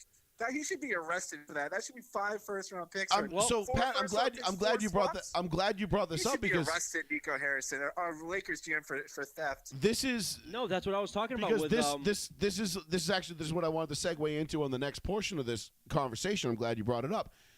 The amount of coping and seething going on right now throughout the league, that the amount of people that are bullshit that the Lakers were able to acquire, even if. Let's say, hypothetically, all right, let's say Luka is at the worst shape he's ever going to be in. He's a frumpa-dump fucking Slav.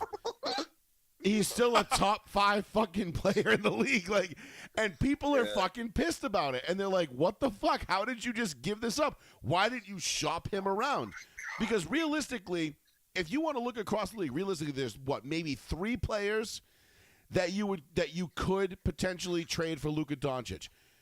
SGA, Wemby, and maybe Tatum. Only because he's healthy and not fat. But I think Luke is the second best player in the world. I think Luke is the second best. Oh, I'm sorry. No, Joker. There it is. Not Tatum. Joker. He'll be fine.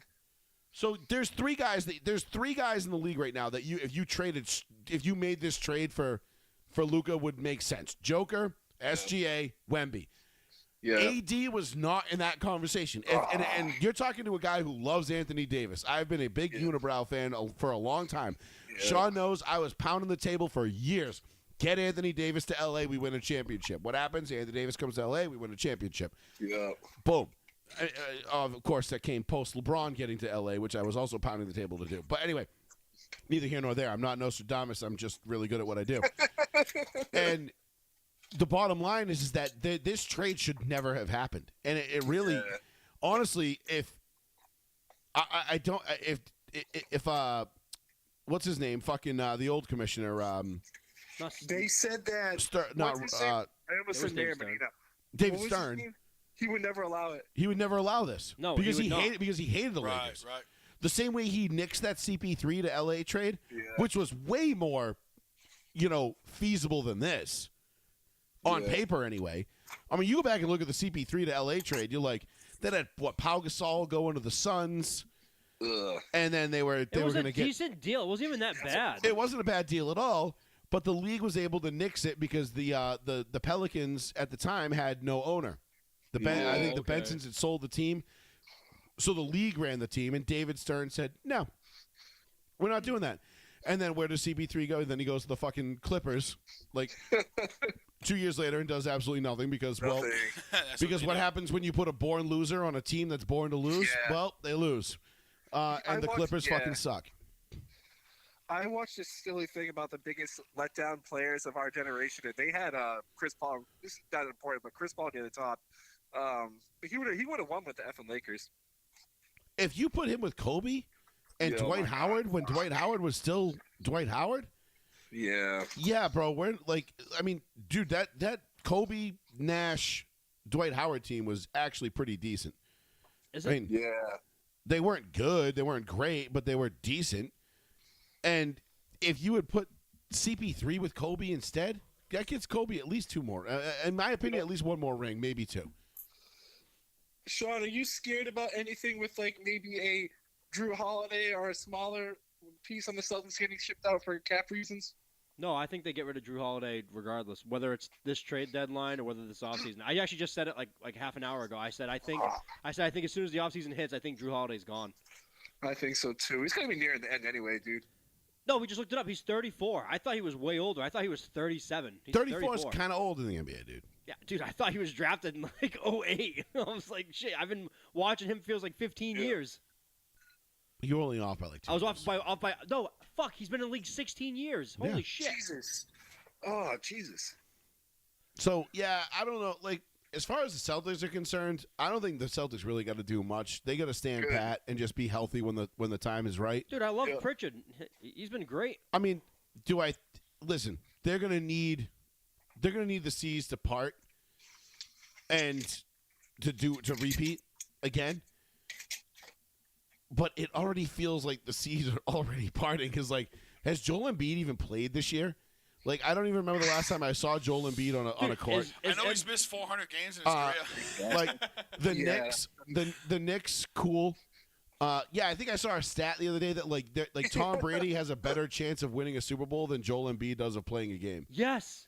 Oh my The God! amount of money really? he's been paid per minute he's Which played is is fucking disgusting. I saw the wild. math. Yeah. Wild. That's the most That's plumb wild, insane isn't it? asinine Because stat I've ever fucking heard in my It life. says it was Tom Brady has a better chance of starting a season and winning a Super Bowl than Drew Holiday as of playing any given game. No, mean Joel Embiid? Joel Embiid. I'm sorry, I say Drew Embiid, Holiday. yeah. Embiid, yeah. Just playing a regular season game. Yeah, because it's 50-50. Because Brady has Oh. It was a better like than Brady was like 50% odds. 48.9%, and Yeah. Embiid was like 48.7 or Oh something like my that. fuck! That's insane to be honest with It you. is. But like whatever. Like It's actually loathsome. If you're a Philly fan, like you've got to be beside yourself if you're when you see Joel that. Embiid, bro, you might as well just go fucking hide. Like, No, could you imagine like- if the Eagles lose? I think he's retiring. If the Eagles to be honest lose on with you. Sunday and it's like, holy shit, the Eagles lose another Super Bowl to the Chiefs. The Chiefs three-peat. Jalen Hurts. This team is done. It's blown up. We're fucked.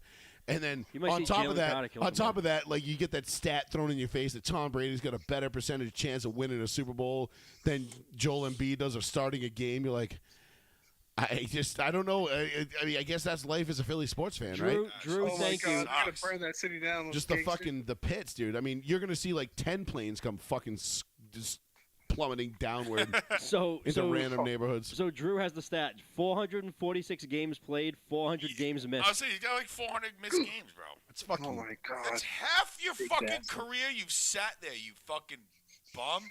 Like, Hey, Well, do you- what could you that- maybe? You know what though? I don't expect. that is straight bum Do you- shit. do you dude. ever- do you That's ever why wonder- the NBA I don't sucks blame him. now. He cried. Yeah. He cried when Kawhi hit that shot and won. He fucking cried. Do you ever So, do you ever know wonder what? if Greg Oden hopes that this guy dies?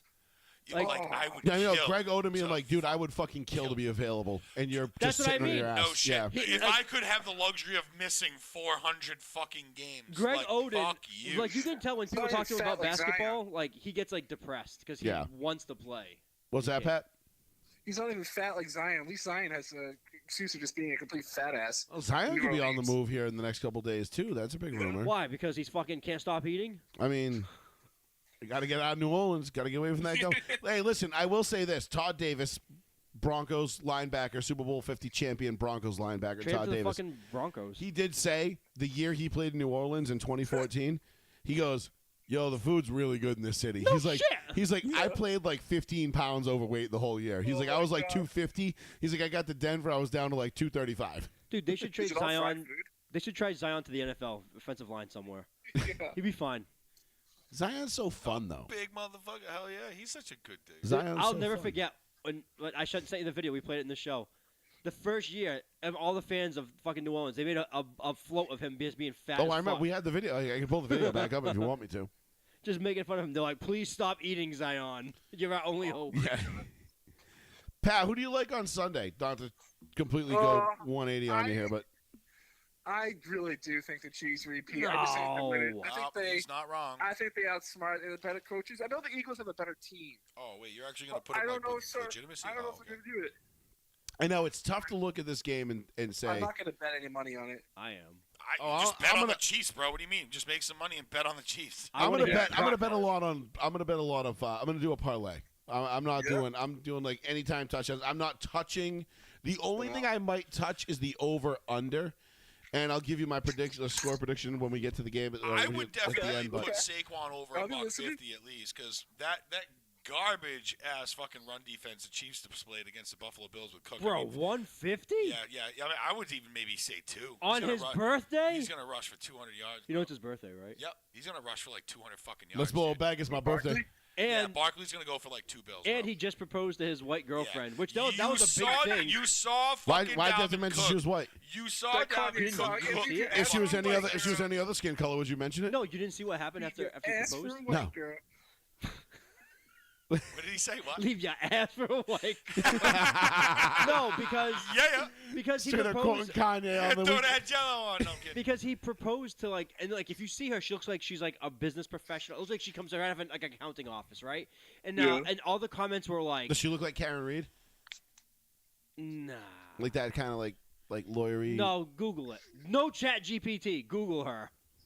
Chat GPT will give me give This me is an image Saquon, diction. right? Saquon's soon to be And white. Karen Reed would catch it. Yeah, but Karen Reed's also late 40s, early 50s. Karen Reed? Dude, she's like Yeah. our, she's like Anna. My No, age. she's not. Cogden. Yes, she Anna is. Cogden. I Oh don't know. wow, she is straight. She is white as fuck. Yep. Okay, I didn't know where you were going with that. I was just- Anyway, all the comments were from like average people, and they were just like, "Yo, why is he gonna pick she's that- 44. Karen Reed?" Yeah. Oh, fuck I thought off. you were talking about fucking Saquon's girlfriend. I was like, damn. What's Saquon's girlfriend's name? Cogden? Anyway. Fuck. Something Cogden. All the comments were basically like anti, like, why does he have to be with a girl like that? Like, Fuck. not let the man be happy. It's Anna Cogden. like, why does he have to be with a girl like that? Yeah, well, isn't that the same thing that they said about fucking Bronny James taking that like smoke show white chick to the fucking prom I have or no whatever? idea. Like everybody was like, oh, wow, it's like, yo, it's like a beautiful girl, like it's a really good looking dude, like they're a pretty nice looking couple, like What's it wrong with doesn't her? matter. She's if really she- pretty. No shit. Is like that the same I don't, girl? Yeah, that's That's her. That's her. the one I got. That's the picture I got. blonde Yeah. hair, blue I'm like, eyes. what the fuck are you talking about? Who Beautiful cares? smile. No, they're saying she's too white and businesslike. Oh, what does she need to be fucking ratchet and Yes, ghetto? that's what they want. That's what Saquon deserves, Yeah, huh? yeah, that's what they want. A Penn State do you grad D1 school. Do you not realize the country we live in? Yes, I do, but it's just so fucking funny how they think that. Like, it's because all these ratchet ass fucking bitches who could never lock down a dude like Saquon are talking about, he shouldn't be with a girl like that. Well, like, who the fuck are you? You know what I mean? Oh, I'm sorry.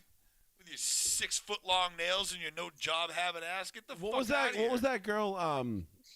The podcaster there. She was the total fucking industry plant. Like very Call me like. daddy lady. No. She was the one that fucked Drake. Like blew off her boy. Like broke up with her fiance. Like fucked Drake. Oh Jesus! Um, It's a podcast chick. Amber Just Rose, No, she's like a little white girl. little white. the one that doesn't show any emotion. Oh, Yeah. Bobby Bob, Alpha, Alfie or Althoff, yeah, Bobby Who the Alpha. something fuck like is that. Who the Ugh, fuck he was is like a that? pedophile to her, I thought. Bobby Alpha. Yeah, this girl. Bobby's a pedophile. No, I thought Drake had some weird thing with the girl from Stranger Oh, he Things. bet. Oh, no Drake kidding. is a pedophile. Okay.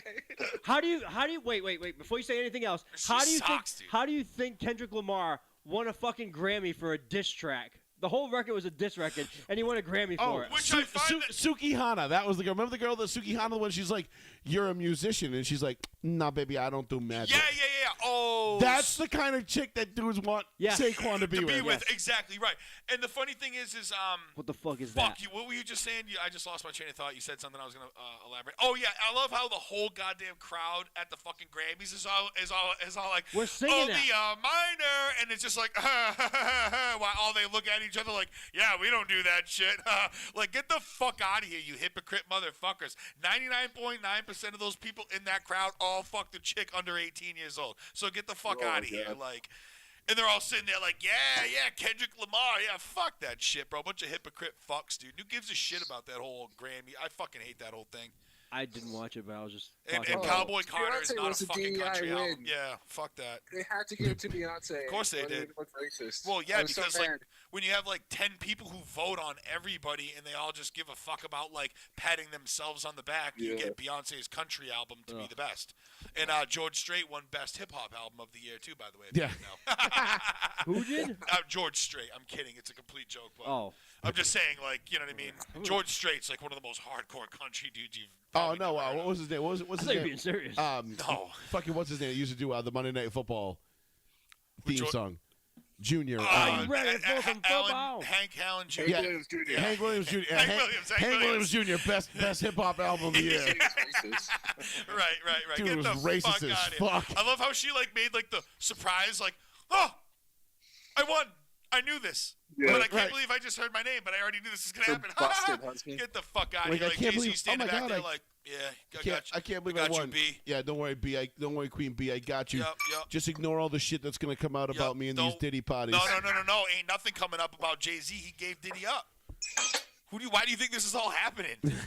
Fucking Jay-Z knew his ass was on the fucking cutting board, so he So- gave Diddy the fuck up so he could save his own ass. So essentially, what Diddy did to Pac and Biggie is what Jay-Z's doing to him. You didn't see that funny ass video where Diddy's at that party with a bunch of his boys surrounded, and all of a sudden you see like Jay-Z, and he's like making that like sniffing motion. It's like, oh, Jay-Z smelt the wire. He didn't say shit.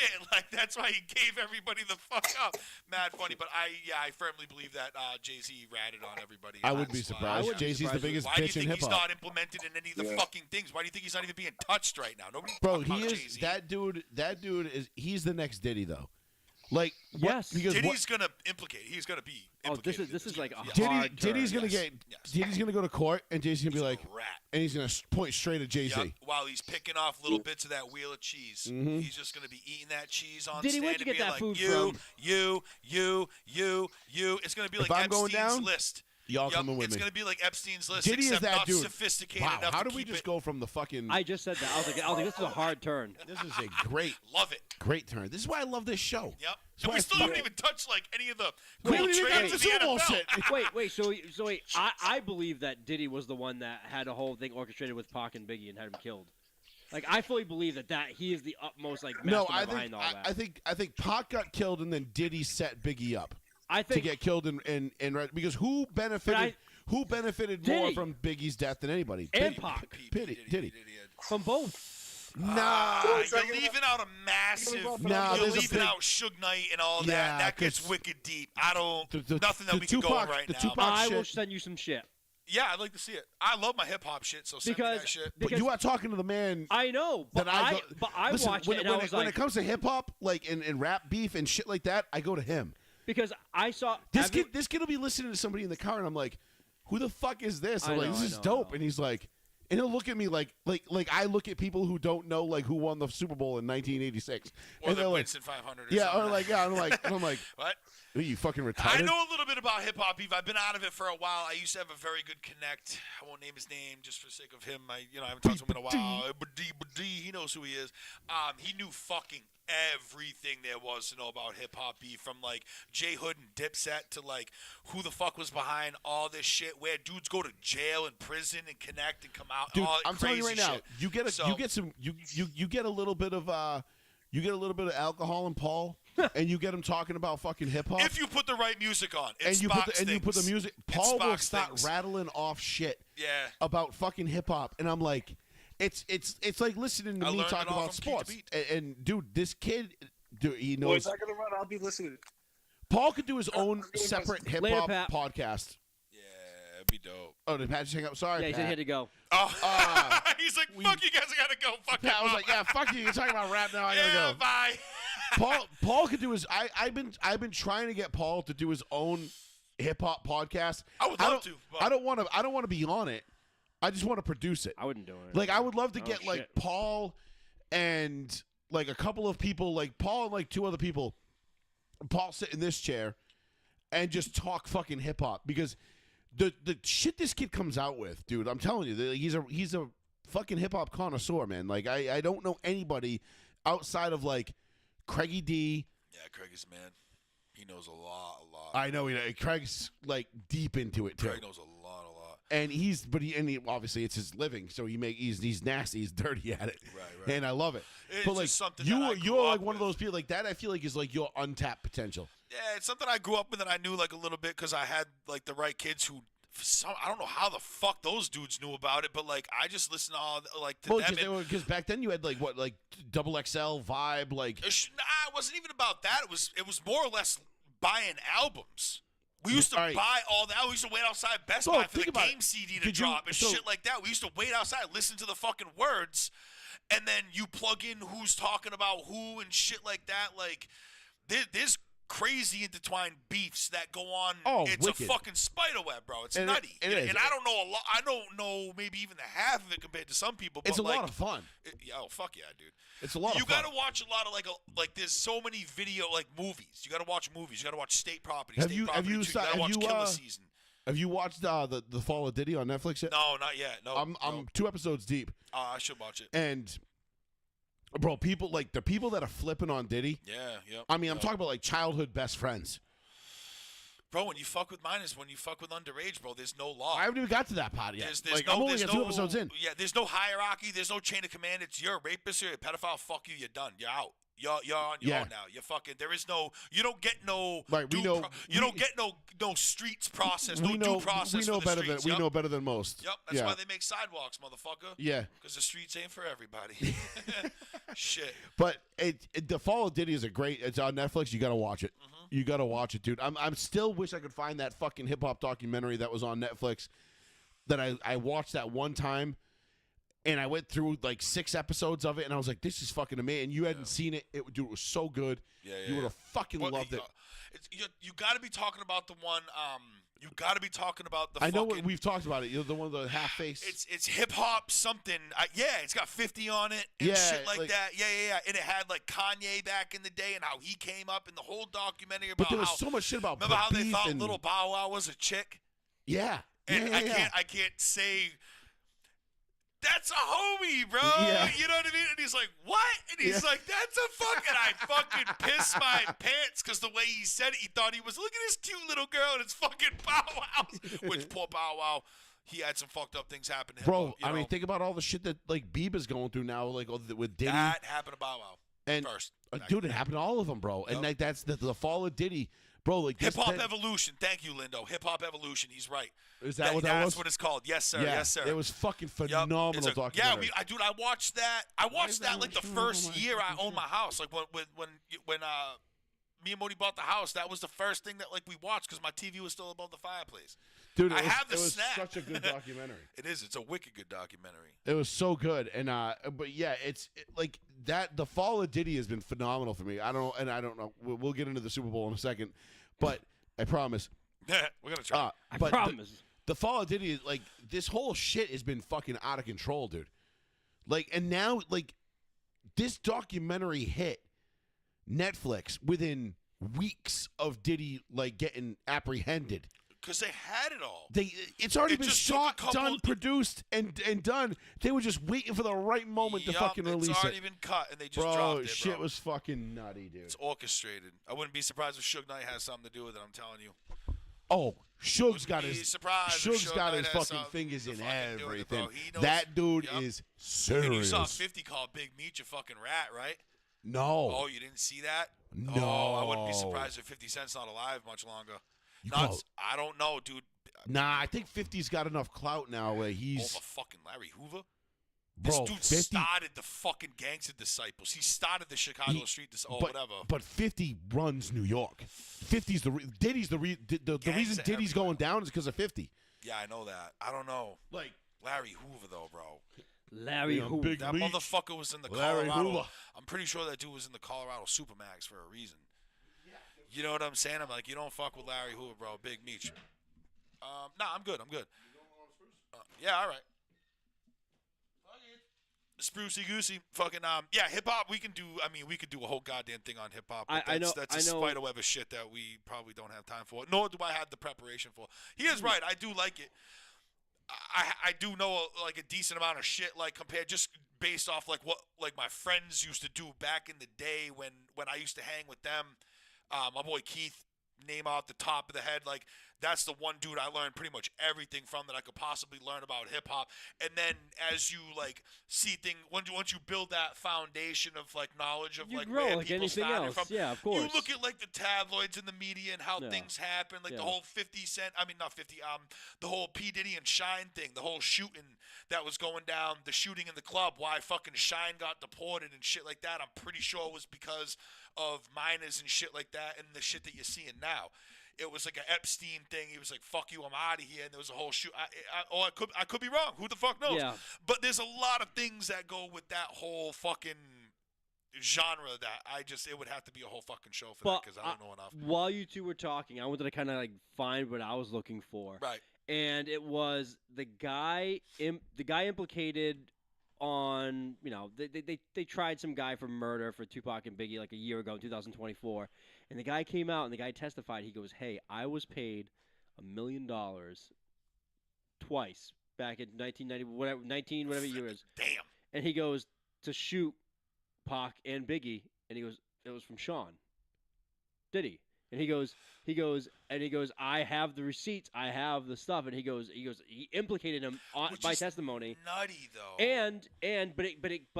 but he named names of other people, and the FBI who was involved said they can corroborate that the other information that he had they never released, and they confirmed the information is factual. No shit. And then Eminem, like a so month later, it wasn't about the studio beef and No, nothing like that. no, but no. which is a fact. It did happen. sure.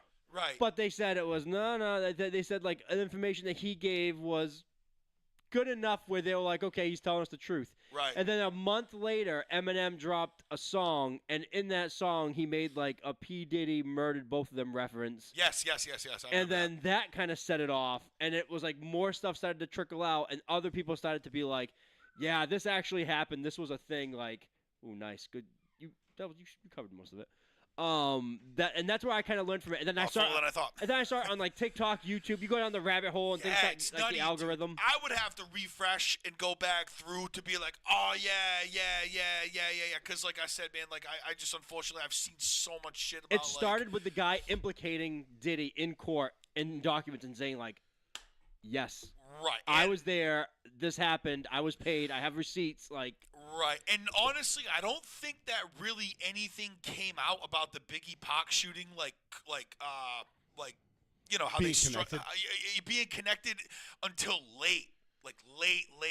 Well, we knew they were connected off the rip but we just thought it was just. Well, no, we beef. thought it was gang retaliation, right? Yeah. Or gang beef, West Coast, East Coast But shit. Like I said, it wasn't because the until way studio later we were like, wait a minute, hold yeah, up. Yeah. So the things started coming out, and I swear to fucking God, bro, if you could ever just take Suge Knight and hit him with some truth serum, bro, you would fucking know. He probably knows everything. He Absolutely. Suge Knight knows. Suge Knight everything. is the fuck. He's the king blood, bro. He is the king. people He's the don't head fuck of the... with Suge Knight. No, You don't fuck with Suge Knight. No. I would not fuck with Suge Knight. Suge Knight was my favorite thing about Suge Knight, and we'll leave it at this. Suge Knight was like the most menacing presence in all of hip hop. He was like 6'3", 290 Fucking pounds, huge. big motherfucker. Always got the fucking stogie in his fucking mouth. He was standing on his business. He always stood on it. He always stood on it. his biz. I love Suge Knight. Honestly, like he was a fucking terrifying individual. Bro, he was a Death Row was responsible for some of the greatest fucking was a music great- we've ever heard in our he lives, was a, bro. but he was just a great character in like the whole scheme of I everything. know, with his suit and his hat. Yeah, He's just like- a mobster, bro. Dude, he was just- he took that gangster Dude, he shit. was gangster. He's like, Don Corleone. you know what I mean? I started this gangster shit. Yep.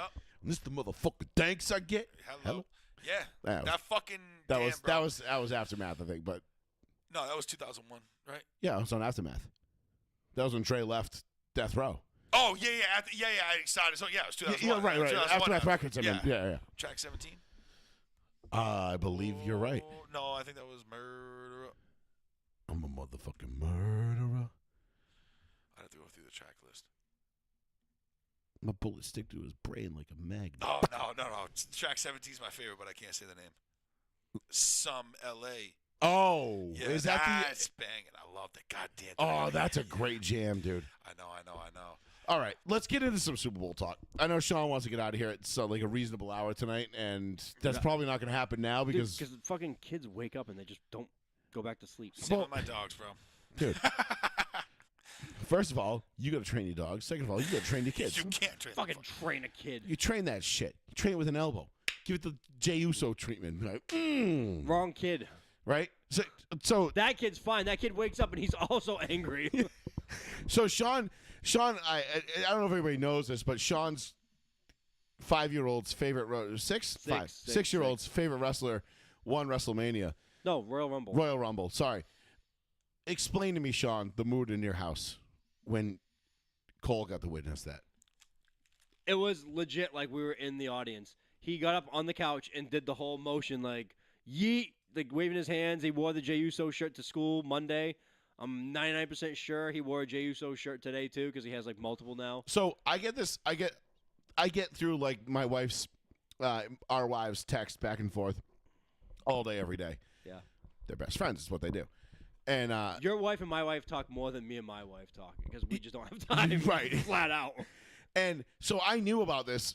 I knew Jey. It was a big deal because Kayla was telling my wife about how Cole would like draw family portraits. Like he'll like Very lovingly, yes. stick figure like family pictures. Yep. And Cora looks like a little potato. Watermelon. Yeah, a watermelon. As you Yep. put a Yep. watermelon.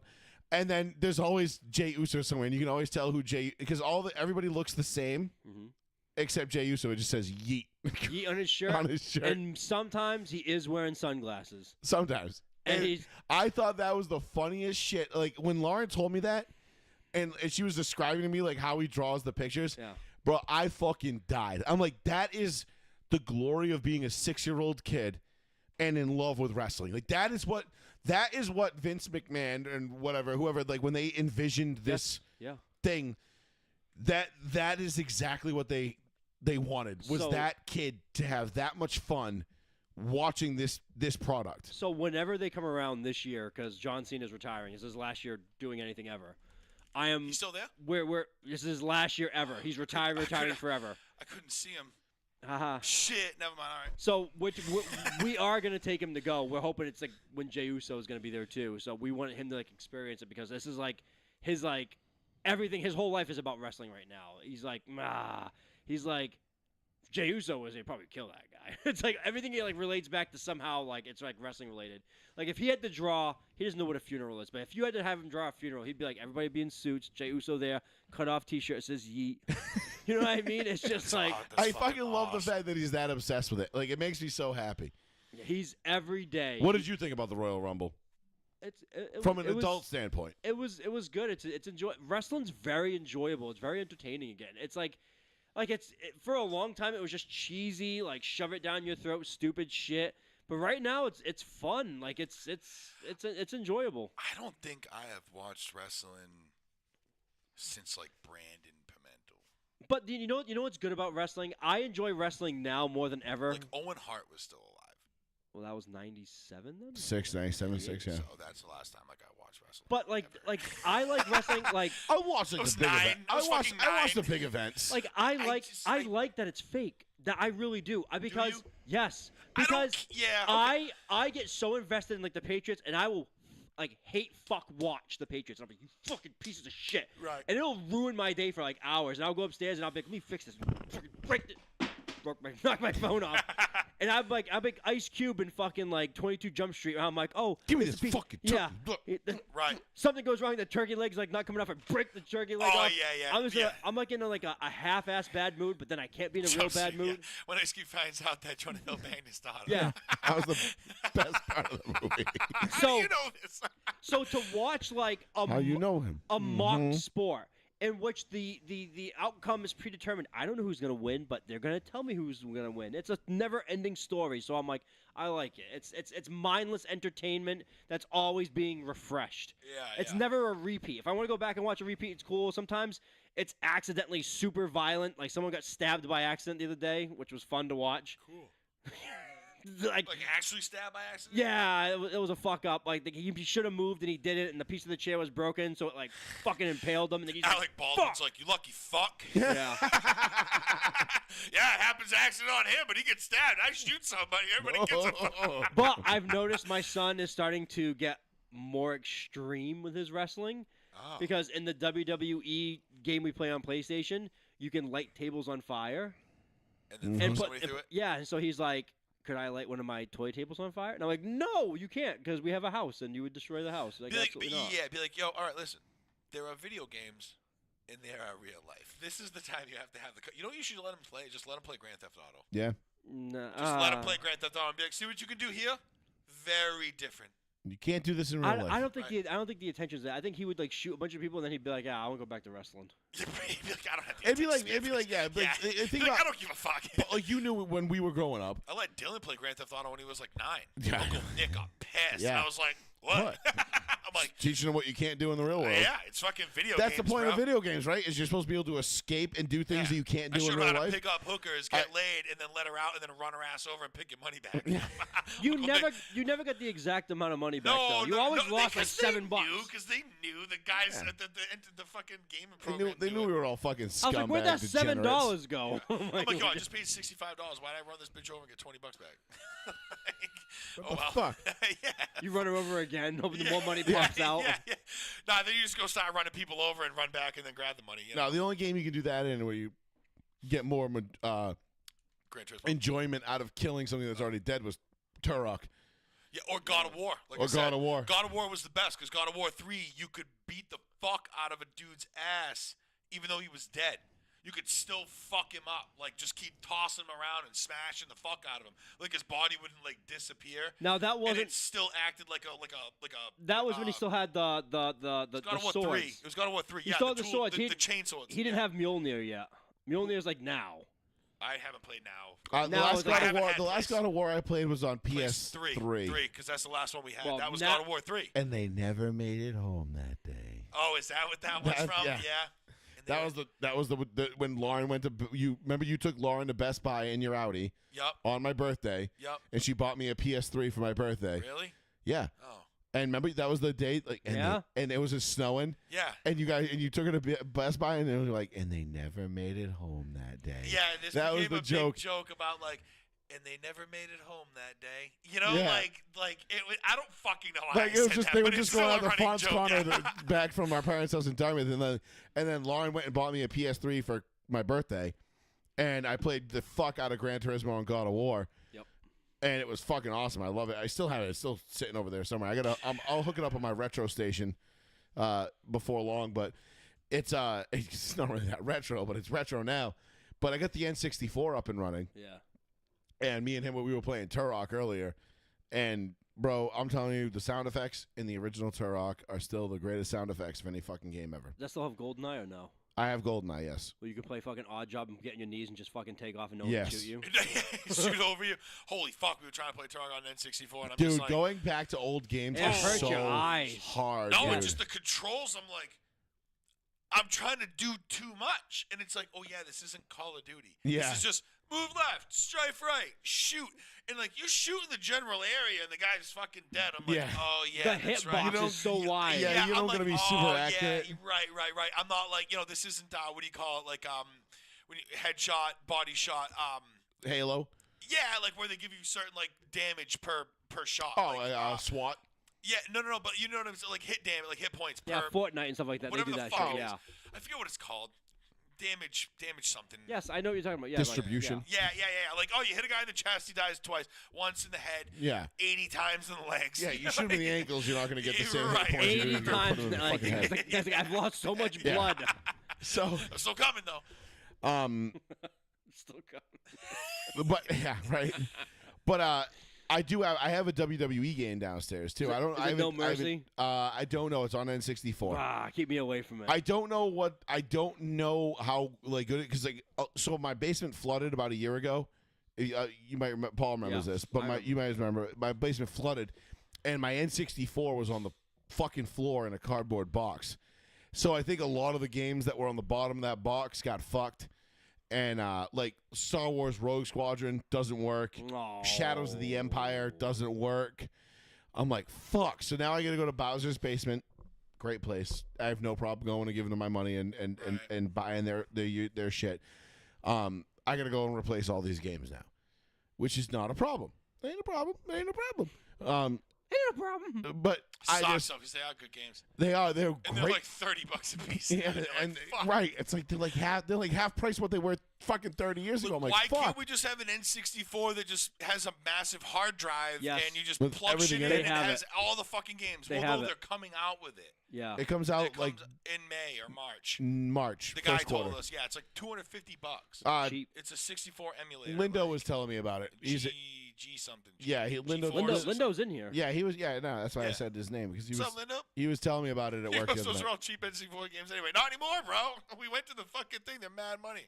If you Yeah, had like an at original, least $20. could you imagine if you had like an original copy of like Ocarina of Time unopened with the tape and the stickers still on $500 it? bucks. Like, dude, fucking mad dough. Do you know if you grade that and you can sell it, how much it sold for? Like the fucking original, I just saw 19, whatever it was, the original Super Mario Brothers, Yeah. sealed, graded. It was like graded like a 90 out of whatever. It sold for like $58,000 or What something like the that. fuck, dude? Like, why? Why? Video game nerd out Because there it's a who makes piece of who- nostalgia. Yeah, Okay, that's He fine. bought As hella- long as that's the explanation, That's it. I'm totally he fine with bought it. hella Bitcoin and doesn't know what the fuck to do with his Yeah. money. I'm gonna That's- spend but 58 that's- grand on a fucking. But that's But I'm our fine. generation. I'm fine with that. It though. is. No, that's our Mickey Mantle. I told that's you- Our, Right. That's our Honus Wagner or whatever the fuck that Honus guy. Wagner. Honus Wagner. Honus. Honus, Honest, whatever the fuck that's our Wagner card. That's our Mickey Mantle card. Is those games which are still dope That's because a very fair point. you can have those games and not touch them. I like and still collectibles. Play them Yeah. I love collectibles. the same way that you could. Of I wish I course. could have more. Listen, man. I mean, look behind me. I mean, like you see the paintball gun over my left shoulder. Oh, of course, yeah. Like that. That gun's a fucking G. That's a fucking gem of a gem right there, dude. I like, have a Bret Hart replica Winged Eagle title signed by him really. that Could I you won. imagine if you had like his I had sunglasses? Akeem Olajuwon's rookie card at one point. His actual sunglasses? Yeah, like remember you used to give him to kids when he was walking on. He'd be like, "Here you go, bro," and you give him to a kid, like some kid on. You know what I mean? I know a guy that has the actual pair that I could buy it off of, but I'm not willing to pay the price he's asking for. What's No. he asking? $500. You would have paid $500 for No. Brett. I mean, for Owen. Wait, Brett or Owen? Brett For Owen Bret didn't do it. Hart's sunglasses. You No, would pay because $500 for no, that? because what it was just it was a merch stand item that he would just grab. He put it on for 30 seconds, took it off, and gave it to a kid and got in the ring. That's all it was. Ah, that's Yeah. a good point. That's kind of whack. $500 for a $6 pair of sunglasses. Still got a sweat on it. Salty. You know what I Yeah. mean? Like, fucking, Nah. that's Ugh. I get it. It's like I mean, I get it. Like I am the biggest fan of nostalgia of all of anybody. Like I love all that shit. I will take in history any way, shape, and form I can get it. You know what I mean? And I love that stuff. But there is a price.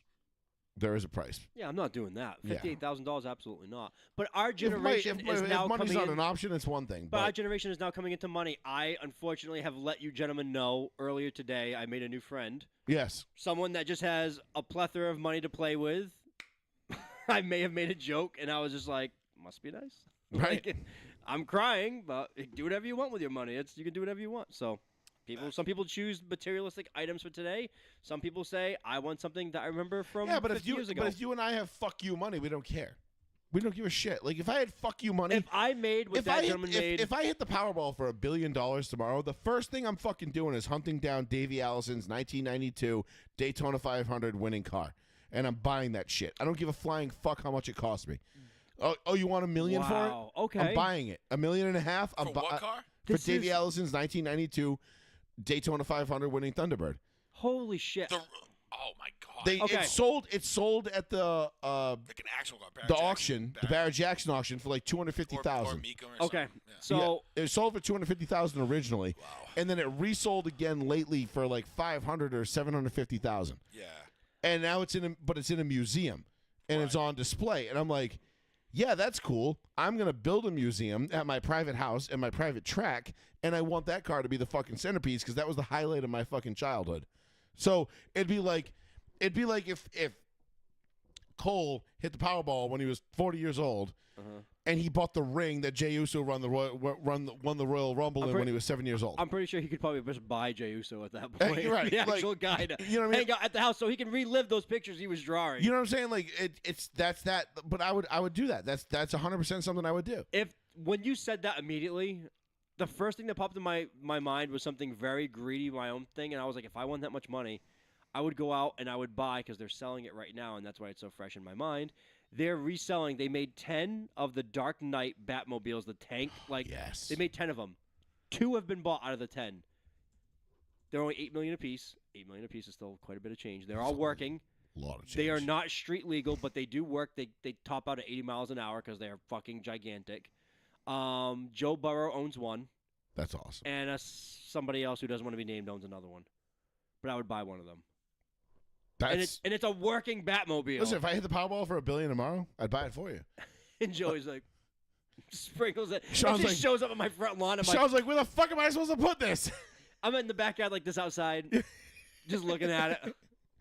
But no, it's like I get the nostalgia aspect of it. Yeah, You know what I yeah, mean? Like I understand that. So there's a price to pay for it. But anyway, let's get on to some Super Bowl talk, boys. Whoops. We got to do well. All right. Let me bring up some parlays, too. First and foremost, Super Bowl talk. First. we know it's the Philadelphia Eagles and then the Kansas City Chiefs. A matchup nobody fucking wanted to see. Literally everyone was hoping for the Buffalo Bills, the Detroit Lions, anybody but these two teams, and yet here we are with left with a fistful of shit at the end of a long regular season. I know I said last week I was putting my money on the Chiefs because the smart money is going to be on the Chiefs, right? Because the Chiefs are going to win. Travis Kelce's going to pull out a ring. He's going to propose to Taylor at the 50-yard line. It's going to be the NFL's jersey sales are going to explode. All the tween-age girls are going to squee to the point where it just shatters fucking eardrums, and nice nippy titties. Jesus. We know Fucking hot. we know what's going to end up happening. But as I've gone through the week and I've watched the tape and I've looked at the rosters and I've looked at the numbers and I've looked at everything, I've analyzed everything, I've watched the film. Honestly, boys, the only thing I can see keeping Philadelphia from a second Super Bowl championship is themselves. I don't see how the Kansas City Chiefs are going to beat this team the way they are currently constructed. The Philadelphia Eagles are the better team on paper. They're the better team in real life. They have more weapons. They have more talent. The only thing that you can say favors the Kansas City Chiefs, and it's a big thing, is the coach and the quarterback combo. That coach-quarterback combo. Who do you want? Nick Sirianni and Jalen Hurts? Pat Mahomes and Andy Reid. That's the biggest no fucking brainer in the history of sports. Give me fucking Pat Mahomes and Andy Reid. There's 10 an out X of 10 factor times. in here, though. There's an X factor. But there's a lot out, as we know about football, there's a lot more that goes into it. Saquon Barkley, I feel like, is going to have a Terrell Davis-esque Super Bowl. So I'm going, and this is my official prediction. Mm-hmm. 31-24, Philadelphia. Saquon, $150, 2 touchdowns, Wow. MVP. Wow. The running back gets the MVP. Because if because honestly, the only way I see Philadelphia winning this game is if Saquon is the MVP. I will know. Because if Saquon's not the MVP and they put it on Jalen Hurts like they tried to do 2 years ago, 2 years ago. Yep. Because if you remember, Jalen Hurts was the leading rusher on the Eagles the last time these two teams played. I think he had 70 yards rushing. He also had like 320 yards in or whatever, somewhere in there, passing. He was their entire offense. Right. He's not going to have to shoulder that load the entire time this year. So if the Philadelphia Eagles can just do what they've done all year, and Nick Sirianni doesn't have to get put in a position where he's going to make a big decision, because if he does, that's my one caveat to this whole thing. If Nick Sirianni gets put in a position where he's going to make a major call, I am very hesitant on whether or not he will make that the right call or not. Yeah, because he's pretty dog shit. I think you're gonna know the tempo of this game the second you see Saquon run. The second he runs, if it's like a loss, if it's 1 or 2 yards, I think the tempo is going to be set like super fucking quick. Now, don't quote me on that, obviously, but I think like the first 3 plays of Saquon. It's going to be hard not to quote you on it when you already said it on the But air. I'm just saying, like, the first 3 Saquon runs are what's going to determine this fucking game. So And Vegas, I say that because of what happened last game. Vegas thinks very highly of Saquon in this game. I think very highly. They're starting their I do over. too. They're starting their over under at 109 yards. That is fucking But crazy. That's astronomical. Crazy. So Super high. I think given the KC's ass run defense, the only thing that's gonna fuck them is Sirianni trying to be too fucking smart and be like, get it to Devontae, get it to AJ Brown. Let's throw it for let's no throw reason. it for no fucking reason when you could Oh, gash for fucking. we're averaging 8 yards a carry. I Better know what to throw do. it. Throw it. Yep, fuck that, bro. Stick with your guns and run Saquon to the fucking ground. I'm sure he would be more than delighted to get that workload on his birthday in the Super Bowl to beat the KC Chiefs. I mean, to beat Kansas City's ass. I don't see an avenue where like I said, the only thing is that if this game is close, I'm going to be nervous. Yeah. Philadelphia is going to jump out to like a 14 or 17 point lead, and then just kind of keep Kansas City at bay. And then get turnovers. Like Kansas City can get within 7, and then Philadelphia goes back up 14. They got Coop DeJean and that other white boy out there, You know, quarterback who about Blankenship. Philadelphia, but the thing is Philadelphia possesses the DNA to beat the Kansas City Chiefs. The kicker. No, I thought the cornerback. Blankenship is a kicker. Oh, is he? Who's the other cornerback? Who's the other white cornerback? That's the Broncos guy. No, we got Riley Moss. He's the only white corner in the league. I'm not talking about the Broncos. I'm talking about Cooper DeJean is a white guy Right, quarterback. isn't there 2 white cornerbacks on the Eagles? No, Fuck. All right, never mind. only one. Just keep going. Hey, Avanetta. No, I think the only way Philadelphia wins this game is if they hand the ball off. Saquon's got to get. I mean, I'm talking minimum 25 touches, minimum, and they got to commit to the run game and they got to stick with it. Because if Saquon is running, then that's going to open up a lot of shit on those RPOs. And it's going to make Kansas City second guess. And then Steve Spags isn't going to be able to dial up those exotic blitzes like he did against Josh Allen on that 4th down play and put them in bad spots. Saquon's going to be gone. You've got to keep Kansas City on their heels defensively. Offensively, I think Kansas City is very beatable. I don't Mahomes is going to do his thing. But here's the thing. If I'm Philadelphia and I'm a linebacker, defensive end, whatever, defensive player for Philadelphia, first chance I get, I'm rattling you. I'm knocking the fuck. Mahomes takes off. I'm going Kobe Bryant on Pau Gasol in the Olympics, bro. Give me the 15-yard penalty, but I'm making it worth it. Yes, I'm going to show you who the fuck is boss. And I'm going to set that tone. Yeah, and I'm going to make sure that you remember that every fucking time you come over here. I want you bitching, going back to the line on the first fucking play, motherfucker. I want you bitching. Oh, who's that? Or whatever. Or I get the flag and it's like, don't worry, next time will be cleaner. Yeah. You know what I mean? Like and if you're Philly, you've got to do that. You have to.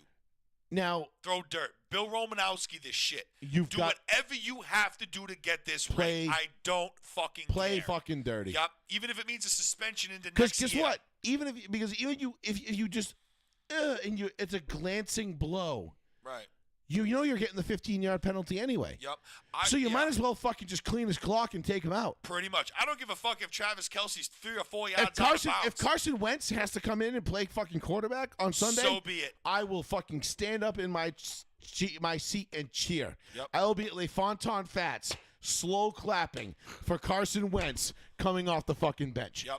That's how bad I want to see this fucking Kansas City team get crushed. I want to see Sheldon Brown to Reggie Bush when Travis Kelce's 4 yards out of bounds. Yep. Travis Kelce might be out of bounds. I want to see Sheldon Brown to Reggie Bush. Kill at that that point. motherfucker. Fuck him up. Kill Kiss him. my ass. Kill him. I want to hear what that kid said to me when I used to play him in face-offs at Catholic Memorial when I played lacrosse. I don't want to do face-offs anymore. I said, fucking hit me, bro. And he didn't. He was a bitch. And I schooled his ass. Even though we lost 8-1. Paul won his I battle. did not lose. I Yeah. beat the shit out of this kid. Yep, I fucked this Hey, listen, kid up man. to the point. The coaches came up to me afterwards and were like, yo, bro, like, you're fucking nice. And I was like, He thank quit. you. That's why I'm captain. He quit the bitch." team during the game. Listen, We won. I've been on plenty of I've been involved in plenty of games where like I've won my individual matchups and we didn't win as a team. Yep, we didn't win as a team. And again, it goes to show you that the individual matchup doesn't always mean anything, but it doesn't always mean everything. But at the end of the day, individual matchups, when you stack them together, those equal team wins. So you got to win. Listen, you're going to be doing your part, and you'll be like, I did my part. At least you can go home and sleep it well and say, hey, I did my part. Kansas City, in a perfect world, how do you envision Kansas City losing on Sunday? Is it like a walk-off field goal, walk-off touchdown? Is it a blowout? What do you want? I don't think it's a blowout. I No, I don't know what you think. What do you want? I want it to be the Kansas City maxes out their points at 17. I think Kansas City is going to score. Like to say Kansas City won't come up with something to score the game is ridiculous. I want that someone's going to do to Kansas City what I've been saying to do all along. Run it down their fucking throats. The Ravens had the chance to do this, and they got away from it. They said, let's have Lamar throw it a bunch of fucking times, and he looks like a clown. 40-something times, he looks like a clown. Looks like a clown bitch out They there. run it 8 times in the entire game, and we covered, Exactly. Give it to Saquon. We're talking about last year's AFC Championship. The guy was was built for this. Let Saquon run it down their throats. Let Saquon exhaust himself on his birthday, become the star, use it. He's talking about it this week. He had the what do we call that last night? They had media night, right? Yeah. Oh, I missed that. I fucking love Media that. Day was great. Media night, and what does Saquon bring up unprompted? The Giants. Yes. A few times, Jameis Winston's out there. He's like, "Hey man, I'm a free agent. Anybody gonna sign me?" And Saquon's like, "The Giants need a quarterback." Yeah, they do.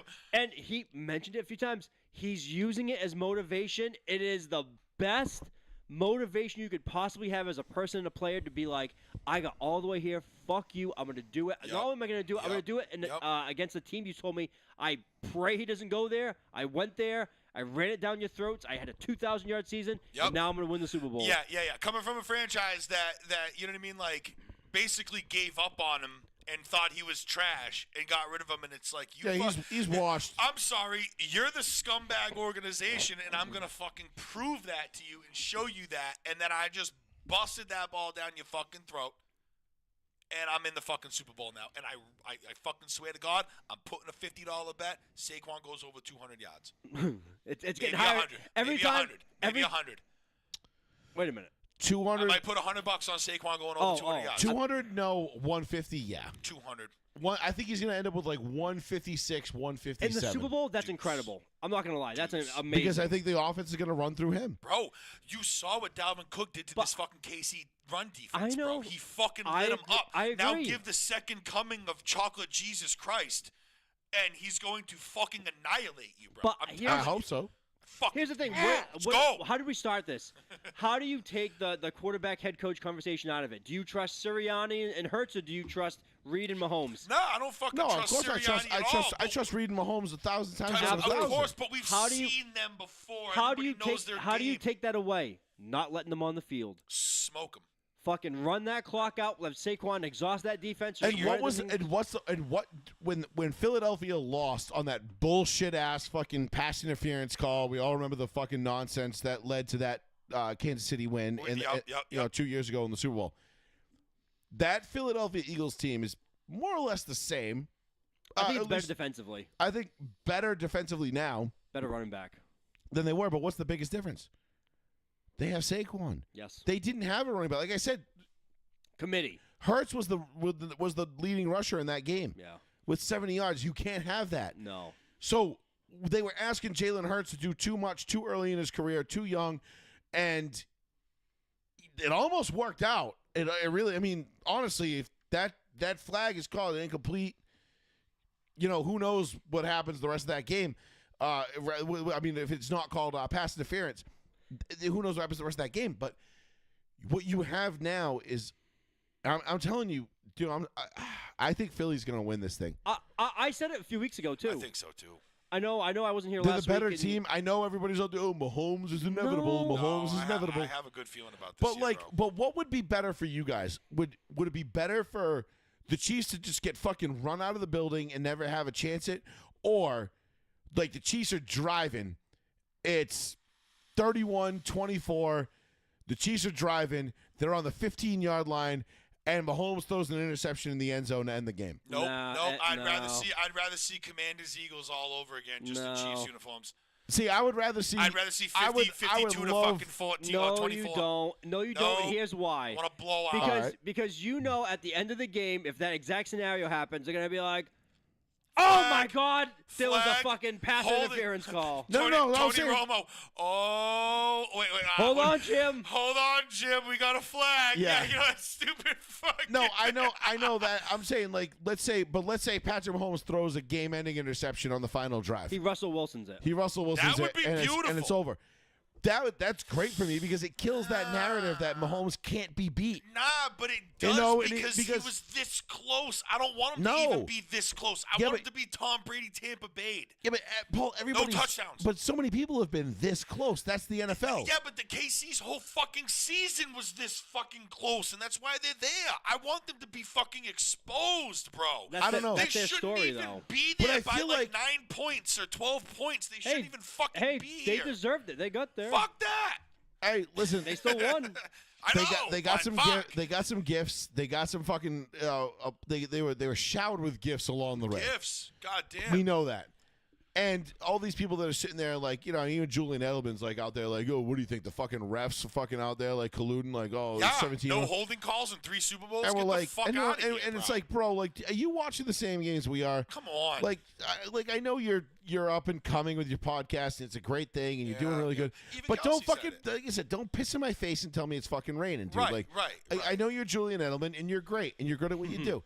But don't tell me not to believe my lying fucking eyes, okay? Right. I don't need to know fucking every goddamn play ever called in the fucking league to understand that Josh Allen had a fucking first down. Right. I don't need to know what fucking XY2 banana this, that the conditioning is to know that the fucking Chiefs haven't had a holding call in 3 fucking Super Bowls. I'm not fucking stupid, bro. Right. You know what I'm saying? There's objective facts here that swing in the Chiefs' favor.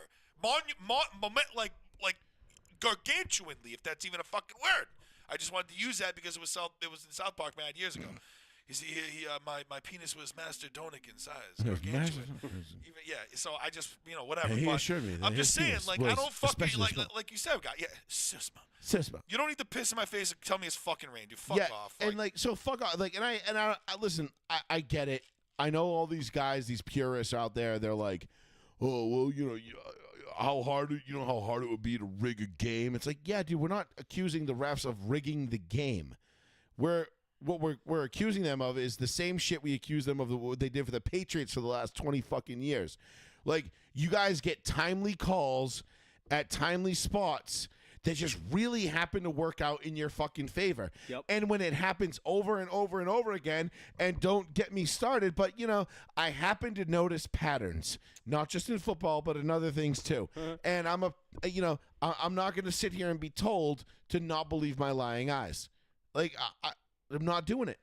Why not? You can't tell me the Patriots didn't get away with all this shit for 20 fucking years, and just like the Chiefs aren't getting away with it now. Like, I'm sorry. I'm objectively, I think I'm pretty objective on Sundays, right? When I see a call, even if it goes in the Broncos' favor, I'm like, that's a bullshit fucking call. I I don't ever shy away from that. No, I mean most of the time you're gonna say like, nah, that looks pretty fucking terrible. So, like, I'm just saying, like you call it both ways. Like sometimes you're like, or that's a give me, or that's a payback for this one being called. Like, But not even that. It's a payback call for a shitty call that was happening. That two shitty calls don't make a right call though. Just call it right. but it'll never happen. It'll never happen. Of course not. Because there's bias, or even if the referees try to say they call it down the middle, they'll know they fuck up, but they can't admit to fuck up, so they'll give them like an I owe you one, but they can't say it's an I owe you one. Just like the Josh Allen goes to visit them on the bench, and he's like, "You can't yell at us, okay? You can't yell at us, okay? You got it? All right, I got you, but you can't yell at us, okay?" Right. He goes back in the field. The next play, he's like, "Okay, pass interference."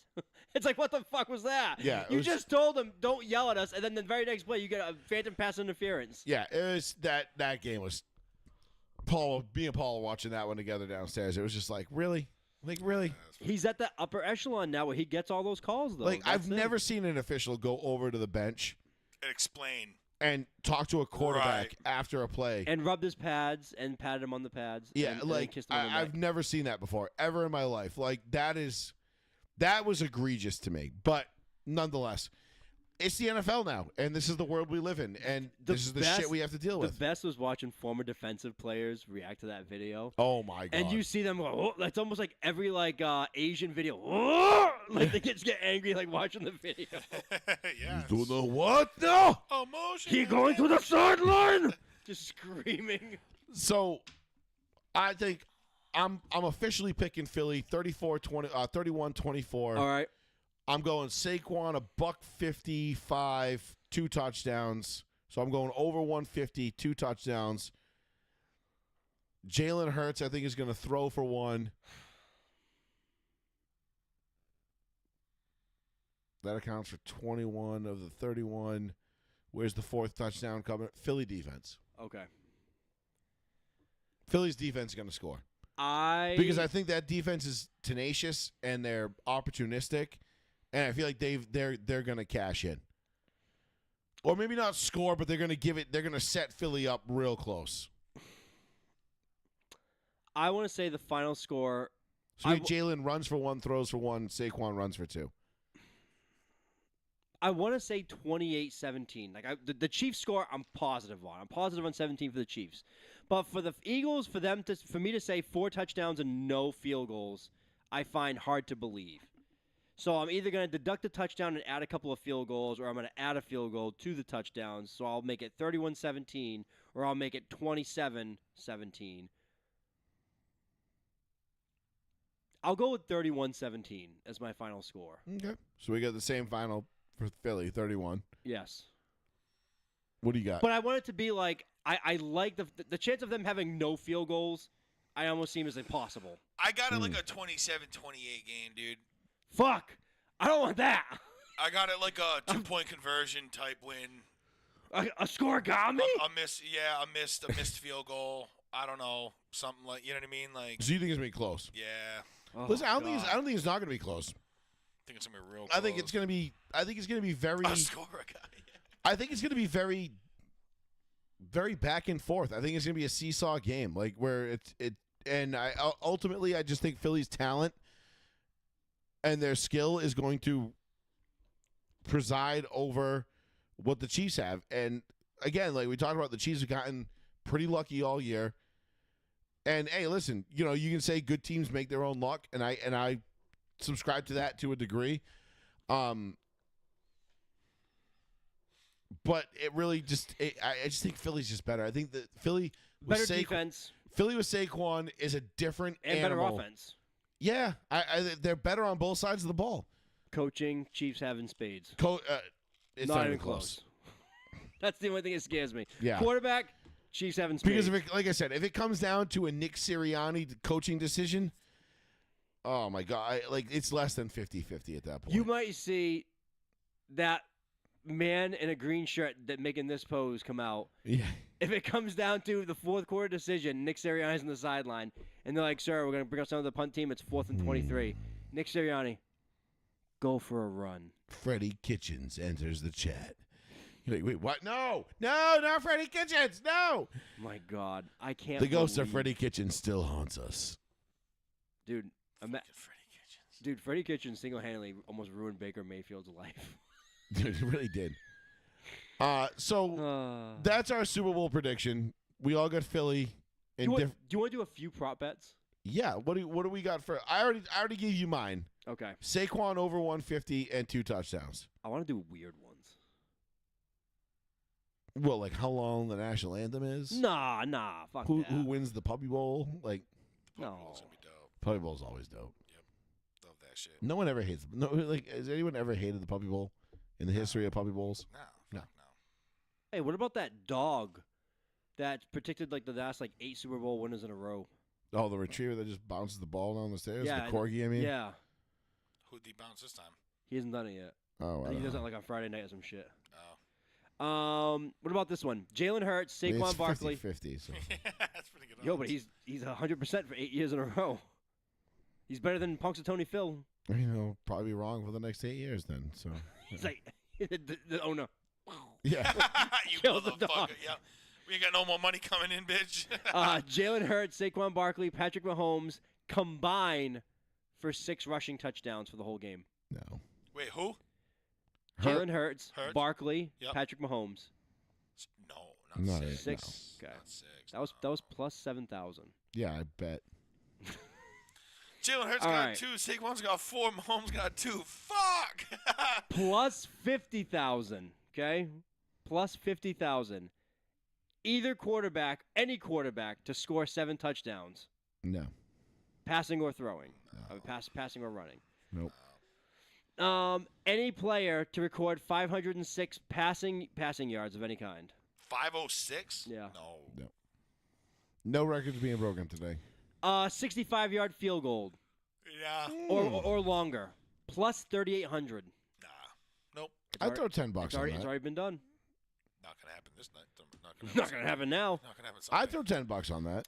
Will Saquon Barkley break the rushing playoff record? Yes. How many yards? Do you know what the number is? It's Terrell Davis's record. 169. I almost said 175 just for like easy math, but It's 169. So if he gets to 169 plus, it breaks the record. Bless you. Thank you. wow, you rushed for 169 yards in the game. Damn. Yes, he did. Fucking banging. Terrell, I met him once. I did say over 150, so I might actually take a jab. I said 200, so yes. I might yeah. take a stab at that. I would take that one. I said 200 yards. So That's yeah. actually not a bad bet because I said over 150. I was thinking like 155, 156, somewhere in there. It's at plus 1,500 right now. Oh, that's not a good enough odds for me.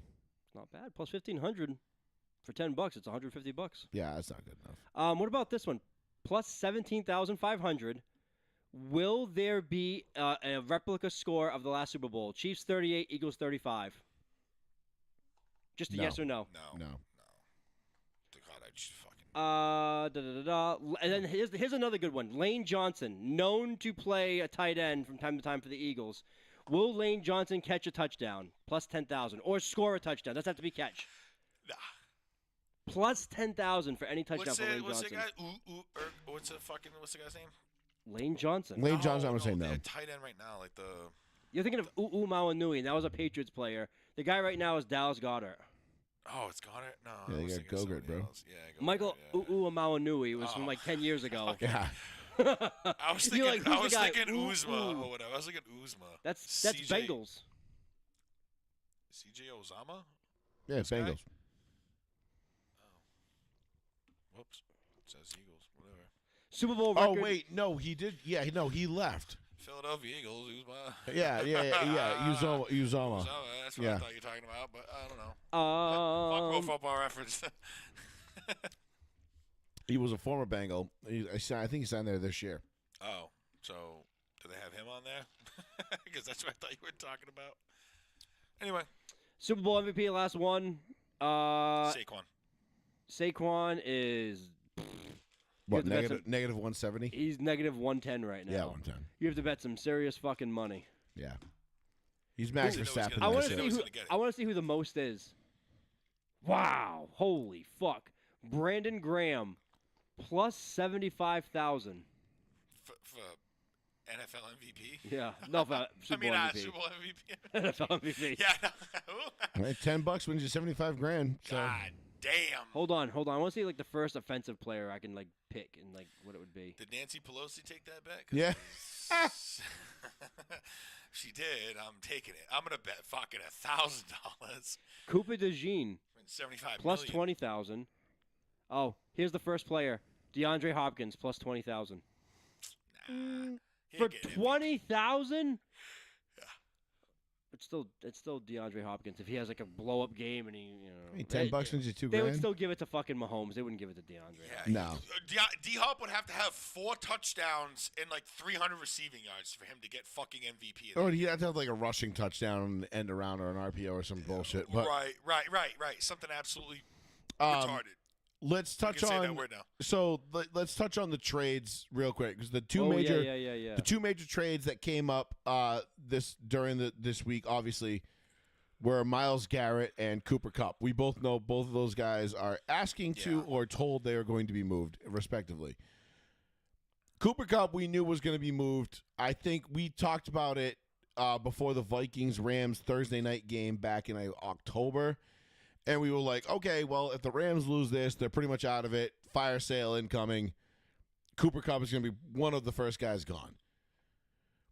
Now, Myles Garrett requesting a trade from the Browns, saying he wants to go to a destination where he can win. That's a little bit different. That's kind of a bigger deal. What do you make of it? Myles Garrett saying he wants to go to a winner is nice. Will he actually get traded to a winner is a different story.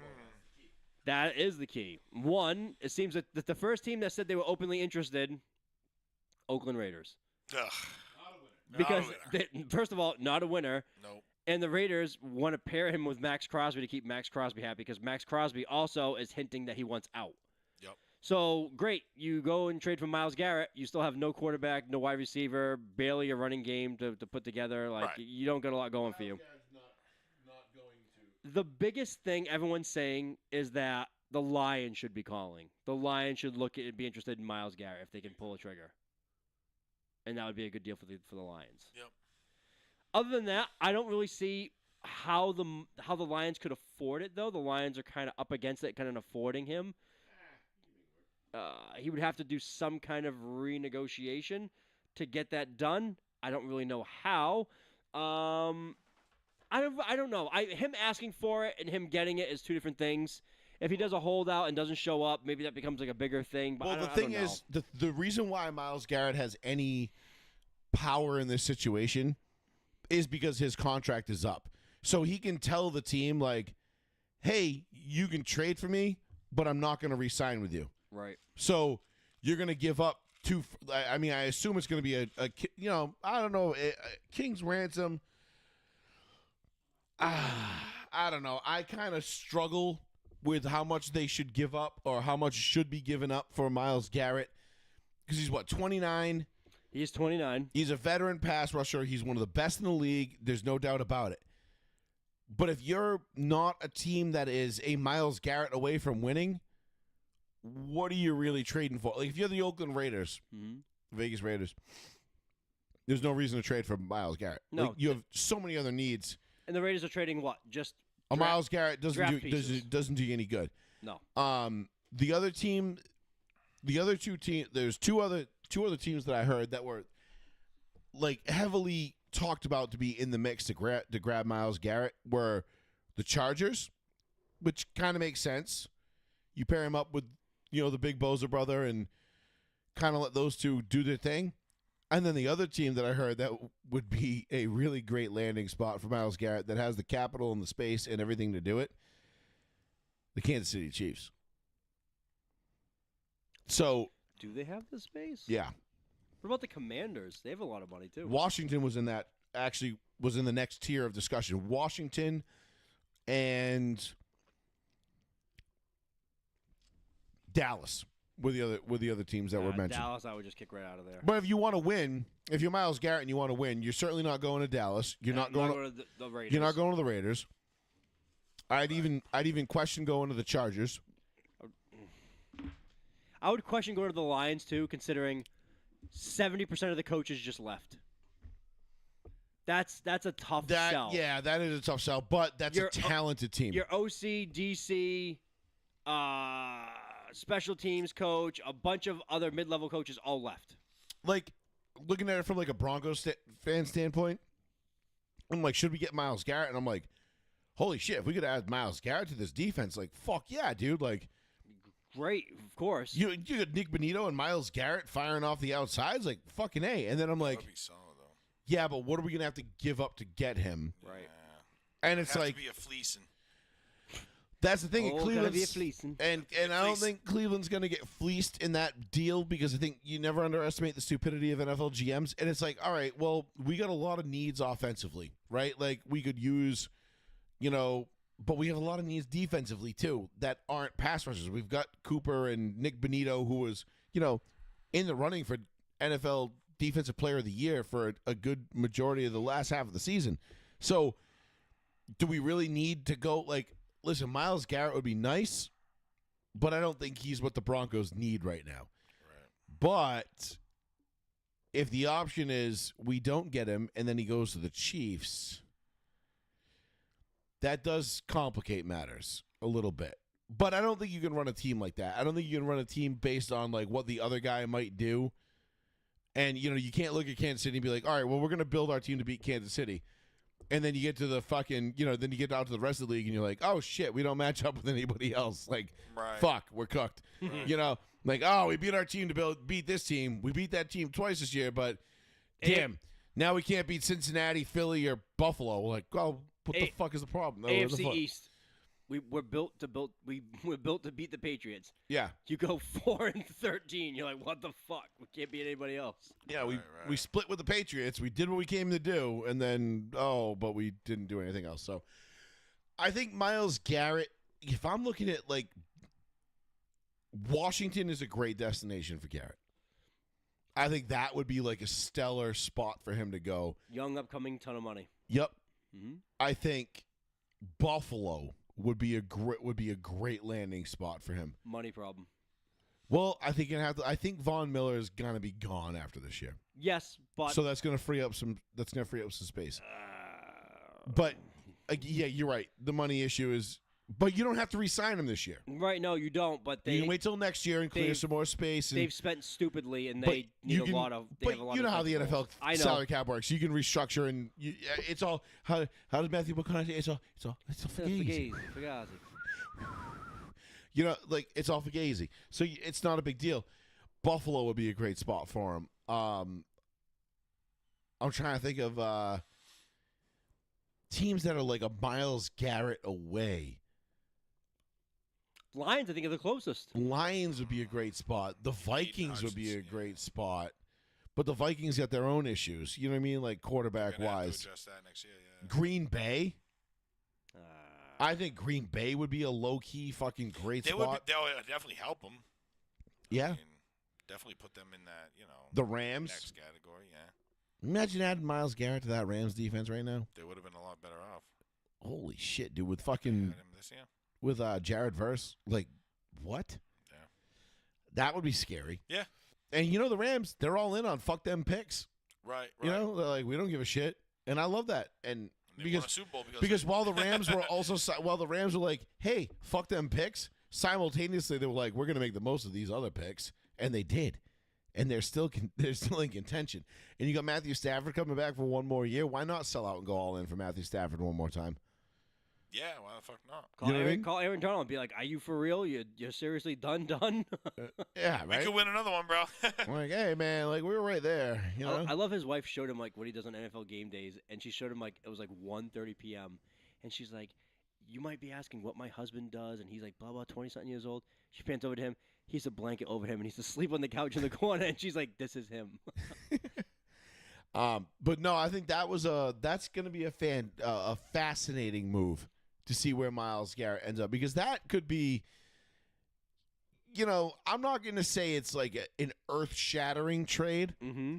but whatever the next level below that is would be that trade. Because if you remember, like, it's like DeMarcus Ware going to Denver.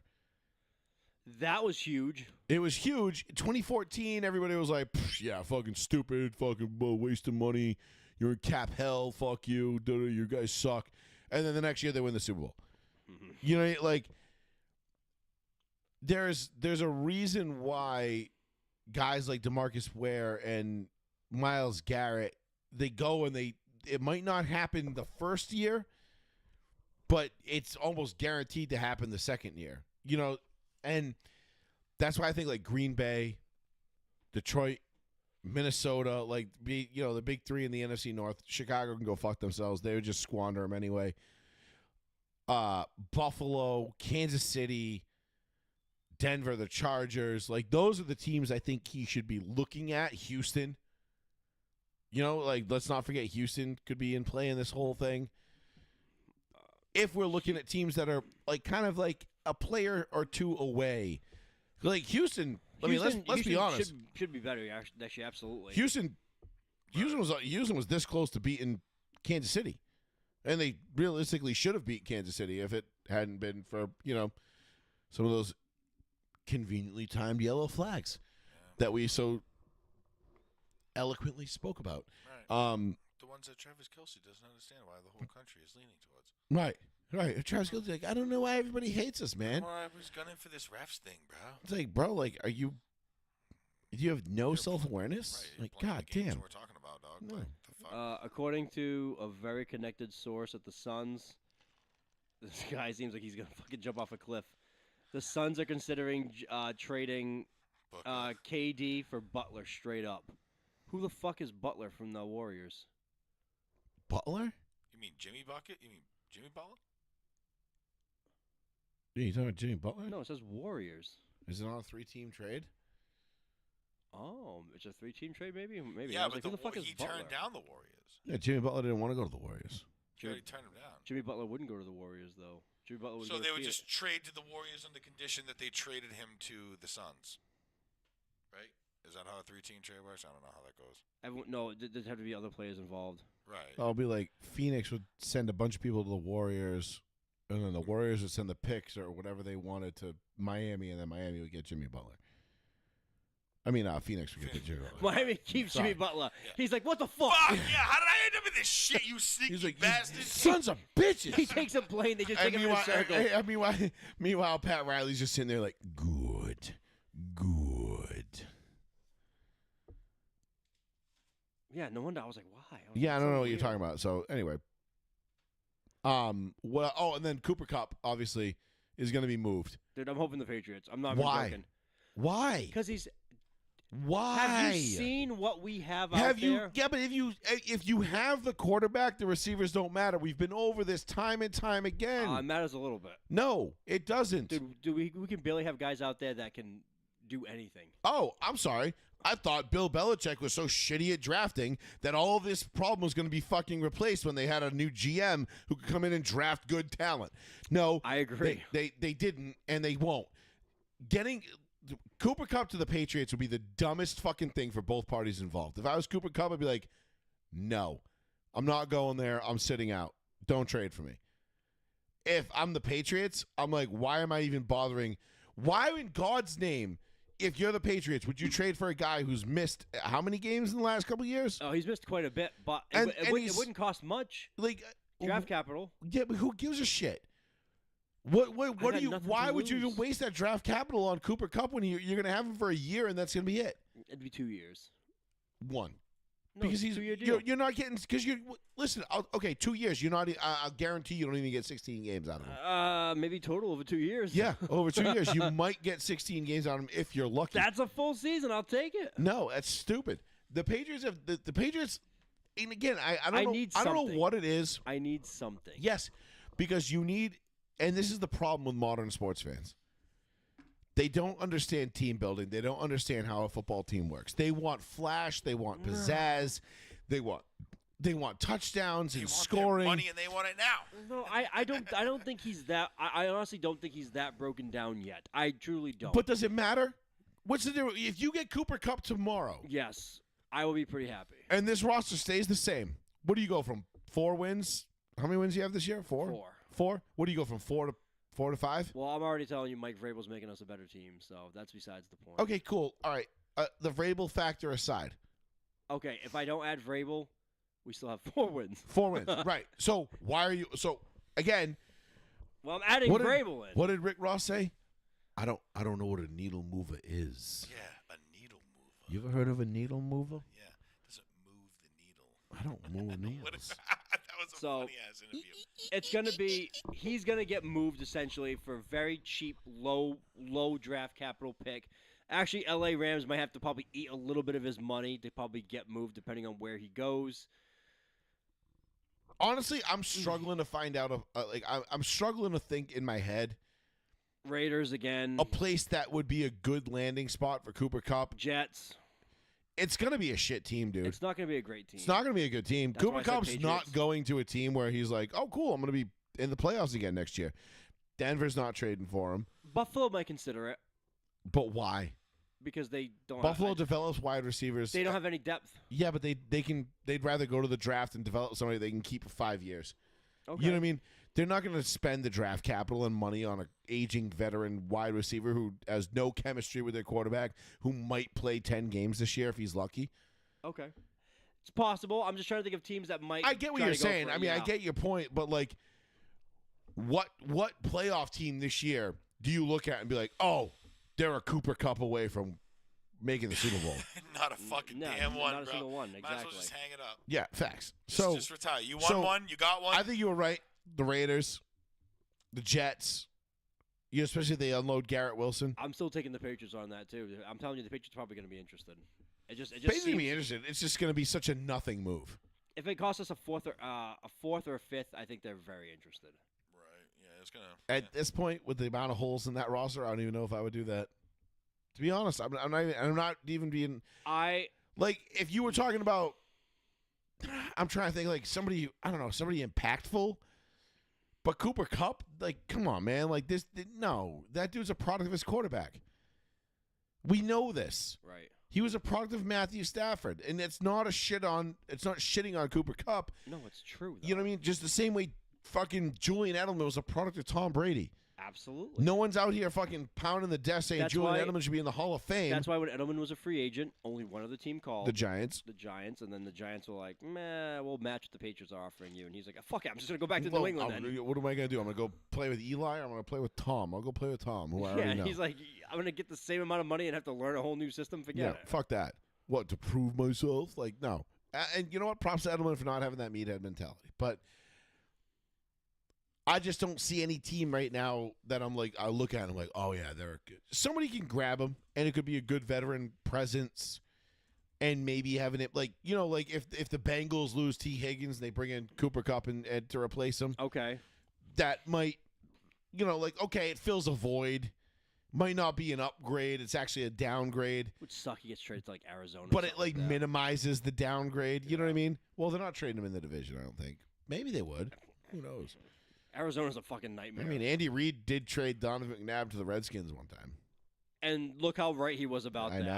know. And he's like, "I'm fine with this deal." They're like, "Yeah, but he's gonna be playing right next door." He's like, Don't care. "We're fine with this deal." Yeah, the Battle of the Beltway will be real fun. Brady with Belichick with Bledsoe. He's like, "Go to Buffalo." He's like, Mhm. "Are you sure?" Yep. I'm fine. Don't worry. We'll be fine. Yeah. And boy, were they. Won the Super Bowl. Although that opening day in 03 was a little rough. You know, Won the Super Bowl. Yeah. Same year. Yep. Week 1, though, you wouldn't have thought that. Yep. So, all right, boys. Is that good? We going to leave it there? Yeah. As far as I know, we code mad shit. Oh, All right. Eagles. Fly, Eagles, fly. Fly, Eagles, fly. Fly them hood rats. Oh, yeah, fly. So, yeah. Fly, Eagles, fly. Fuck the Chiefs. I swear to God, dude, if I have to watch Travis Kelce propose to Taylor Swift at the 50-yard line while the confetti's falling after the game, I might vomit. It's going to be a rough one. I That's might gonna be a vomit. rough one. The only thing that is going to keep me sane is knowing that in 48 hours or 36 hours after that game ends, I will be on a plane to Daytona to watch the greatest sport on the face of the earth. And what happens when you get there and the person that's going to say, "Start your engines," is Travis Kelce and Taylor Swift? You'll be like, "Fuck you." I'm hoping it's like J.D. Vance or Trump or somebody. It's what's the guy from King of Queens? He's Did back. you? No, yeah, God, Kevin James. Kevin James, thank you. I only got 3 things to say. Yeah, Didn't he say like 8 things? Yeah. well, we had The Rock last year. Yes, I remember that. I was That was jealous. pretty dope. Yeah. That was dope. And I saw him I was on Pit Road and I saw him The final up boss. over there, and I was just like, yo, he's every bit as jacked as he looks too. Like, Yeah, everyone's like, oh, he's on steroids. I'm like, I fucking hope he is. Let that dude do obviously what he wants. he's Who on gives a fucking shit? juice. Who What the gives a fuck? shit? Yeah, who fucking cares? Look how People are good he so- looks. People are so paranoid about that shit. They're like, oh, he uses all kinds of shit. I'm like, good. I'm Yeah. fucking jamming my neck, You know too. who used all kind of shit too? Sylvester Stallone, Arnold Schwarzenegger, all these Yeah. guys. And look at they're all in their fucking 80s now, still Yeah. looking Oh, fucking great. yeah. Oh, no, Not someone- sitting there like your beta cucks on big pharma meds, keeping them fucking sick and Yeah. unhealthy and Hey, shit. there's you a fucking chair in the losers. corner over there. You little god, go sit down. Yeah, Everyone's like- turn it everyone's upside like- down and sit on it first. You Yeah. fucking loser. Everyone's like, oh, look how old Schwarzenegger looks. I'm like, he's fucking late 70s. What do you want? Right. How old is Schwarzenegger right I now? think Probably- 78, and isn't he he? probably still does 305. I think he is. he still does 315. No, he doesn't do any of that anymore. He probably can still bench 315. No, not at all. No? No, he doesn't. He refuses to because he says he doesn't want to get hurt and like blow his. tendons. 77. Right, but he could probably still do it. He could probably still bench 315 at 77. He does all lightweight stuff now. Yeah, well, of course. I mean, He's like, I'm filming a movie. yeah, I play the Santa Claus. he is. It's going to be Lifetime. Yep. I mean, guy was a fucking menace back in the day, but I mean, that's No, that's that's an 70. That's 72. No, that's a very old photo. That's 5 years ago. That was was him at 72? 72, dude. that's really I not. was- If I look like that at 72, dude, Yeah. I'm killing it, bro. I'm Yeah. killing the game. But what you don't know is that was the iPhone that he just bought. He's like, this is the iPhone 14 Pro Max. Is Arnold Schwarzenegger that small? This is my favorite. This is my favorite picture of him. If that's him, that's not him at 73. I was Nah, gonna that's say. AI. This is my favorite picture of Arnold right here, the side chest pose. Yeah, it's Yeah. fucking ridiculous. Didn't he invent that pose? That's his. I'm pretty sure he invented Well, that he pose. certainly made it famous because, goddamn, look at that fucking bookshelf that man built. But holy Yeah. Christ, That's fucking huge. it's so ridiculous, dude. And that's a 27. And that was it. And that was him at like 230. Yeah. You know what I mean? This is before Ask- the days of the Ask mass monsters. ChatGPT how old was he when he looks like a 77. What is it? What do It'll give you that picture of him jacked and shredded. I have to pay for it. How vascular is Arnold Schwarzenegger? I mean, Arnold he was the best, dude. I mean, he's unbelievable. Oh, that's from his movie he's filming. That's what trying to trick people because he grew a big white beard and he's in like a hospital. I mean, bed. look It's at the movie that he's filming. shit, dude. Look at that vein. Yeah. Like, that is just insane, dude. And it goes all the way up his shoulder. Yep. You can see it. Yep. To like, yeah. That ridge. It's I ridiculous. fucking love me some Arnold, but I mean, like, look, that's you. 225, 230 pounds, dude. I love all that old stuff, and then he gets onto like a bus with like fucking Lou Ferrigno, and he makes believe like he's afraid. He's like, "Oh, Lou, you're so big." Yeah. And he Meanwhile, fucking he's just dominates the fucking- shit he out Oh, of shits him. on him. we didn't play the Tom Brady Snoop Dogg video. Let's not end it, please. It's so cringeworthy. Let's end on some cringe. No, it's awful. I haven't seen it, so It's I bad. want to see it. I love cringe. Oh, that's a shitty video for you, Joe. I don't know what that was, but It wasn't a shitty video. Man. That was your boy fumbling at the goal drop! line. Ah, fuck! Fucking JT dropping that shit. Dumbass. We all do it. Well, he does it. All right. So we'll leave it on this note. Here is the Tom Brady Snoop Dogg hate video, a commercial that is going to air during the Super Bowl. This is the I can't most. wait to see it because I haven't This seen might be the most cringeworthy shit I've ever seen in my entire life. Just goddamn it, fucking check it out. I hate you because we're from different neighborhoods. I hate you because you look different. I hate you because I don't understand you. I hate you because people I know hate you. I hate you because I think you hate me. Because I need someone to blame. Because you talk different. Because you act different. Because you're just different.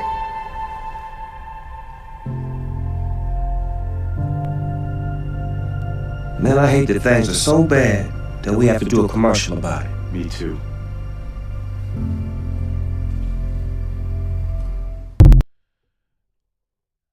I hate the fact that I live in a world where people think that things are so fucking bad that we have to manufacture hate in order to make commercials about stopping hate because Life's too fucking good here, bro. like dude, I am telling you as honestly, Life's too good here, man.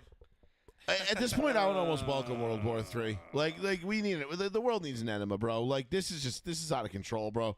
Like what is so fucking bad right now I don't know. that we need The to, Palisades that we need burnt down.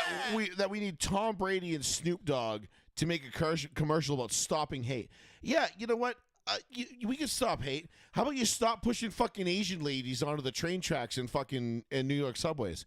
Or how about you stop fucking I don't know, blocking highways over every time a fucking convicted felon and criminal gets killed by the cops? You know, like fuck off, dude. Yep. Just shut the browbeating has just gotten so fucking over the top. And this is all Robert Kraft. And I saw Robert Kraft talking about it on the news today about this commercial, and it's all part of his call timeout on hate and all this shit. And like, dude, I don't know, dude. I'm fucking tired of it. I'm sick and fucking tired. This commercial already is getting dragged. The reaction to this has been fucking miserable. Good.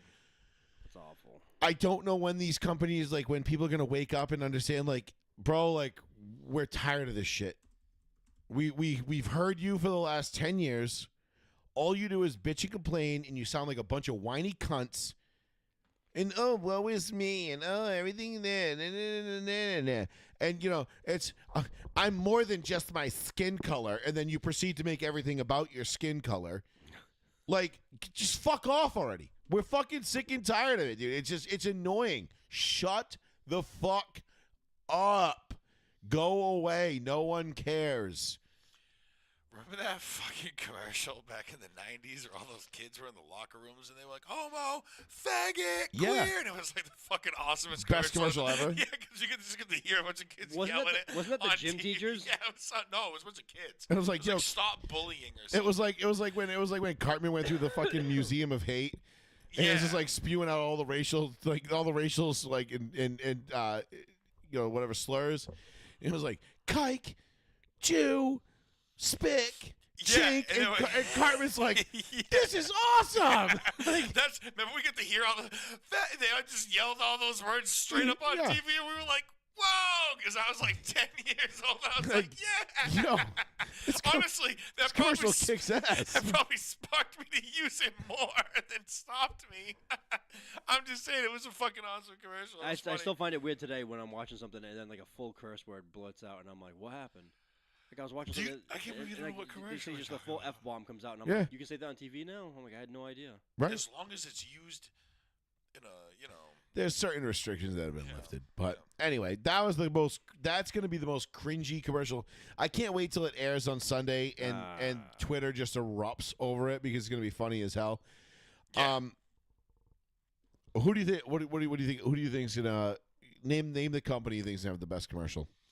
Doritos. You think Doritos making the comeback? Doritos. Okay. I like it. I'm trying to think. I'm going Bud Light. I think Bud Light is coming out swinging. Probably because they fucked up. That they're trying to- Yep. I think Bud Light is trying to, like, this is going to be Doritos their... dudes come out with some good ones.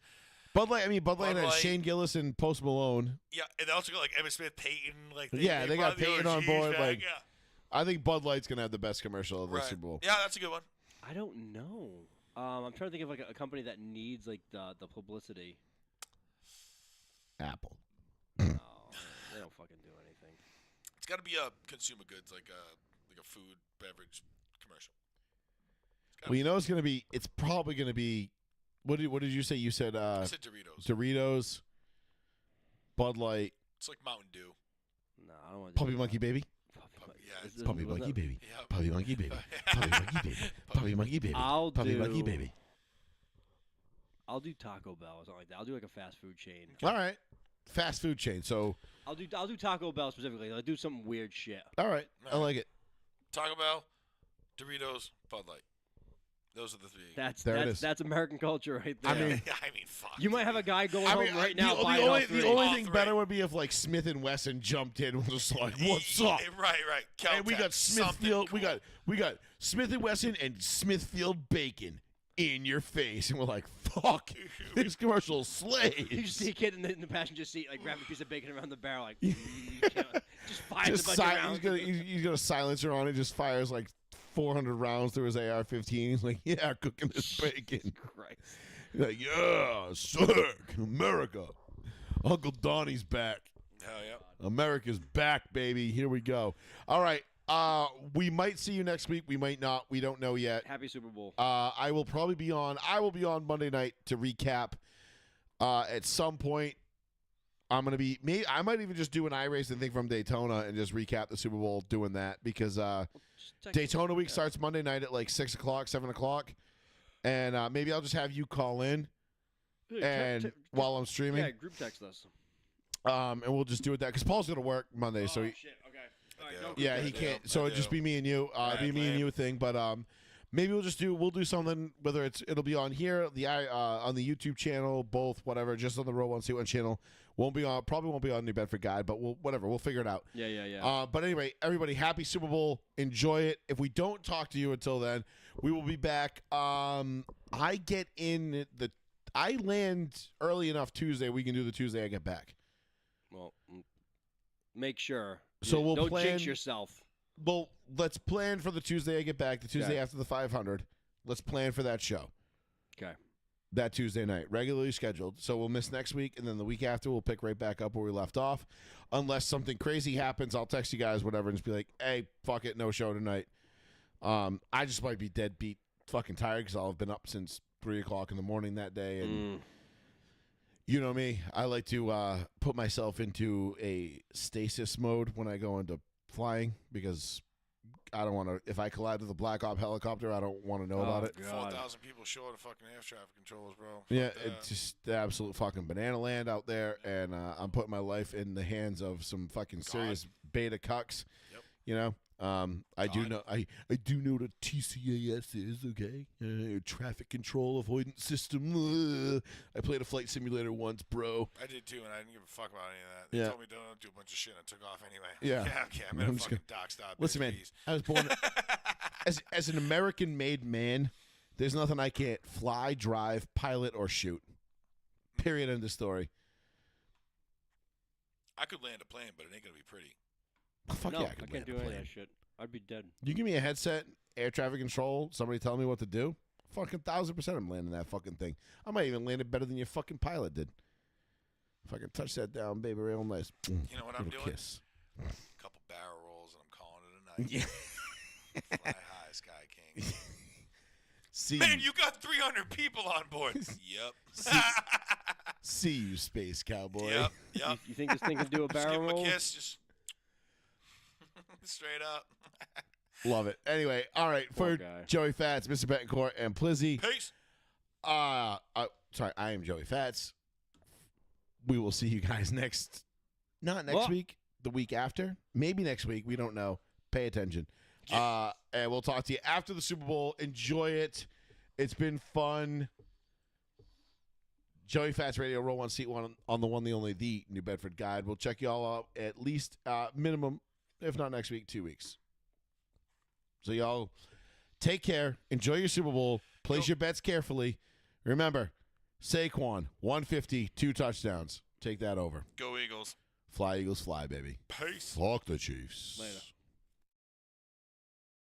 Eagles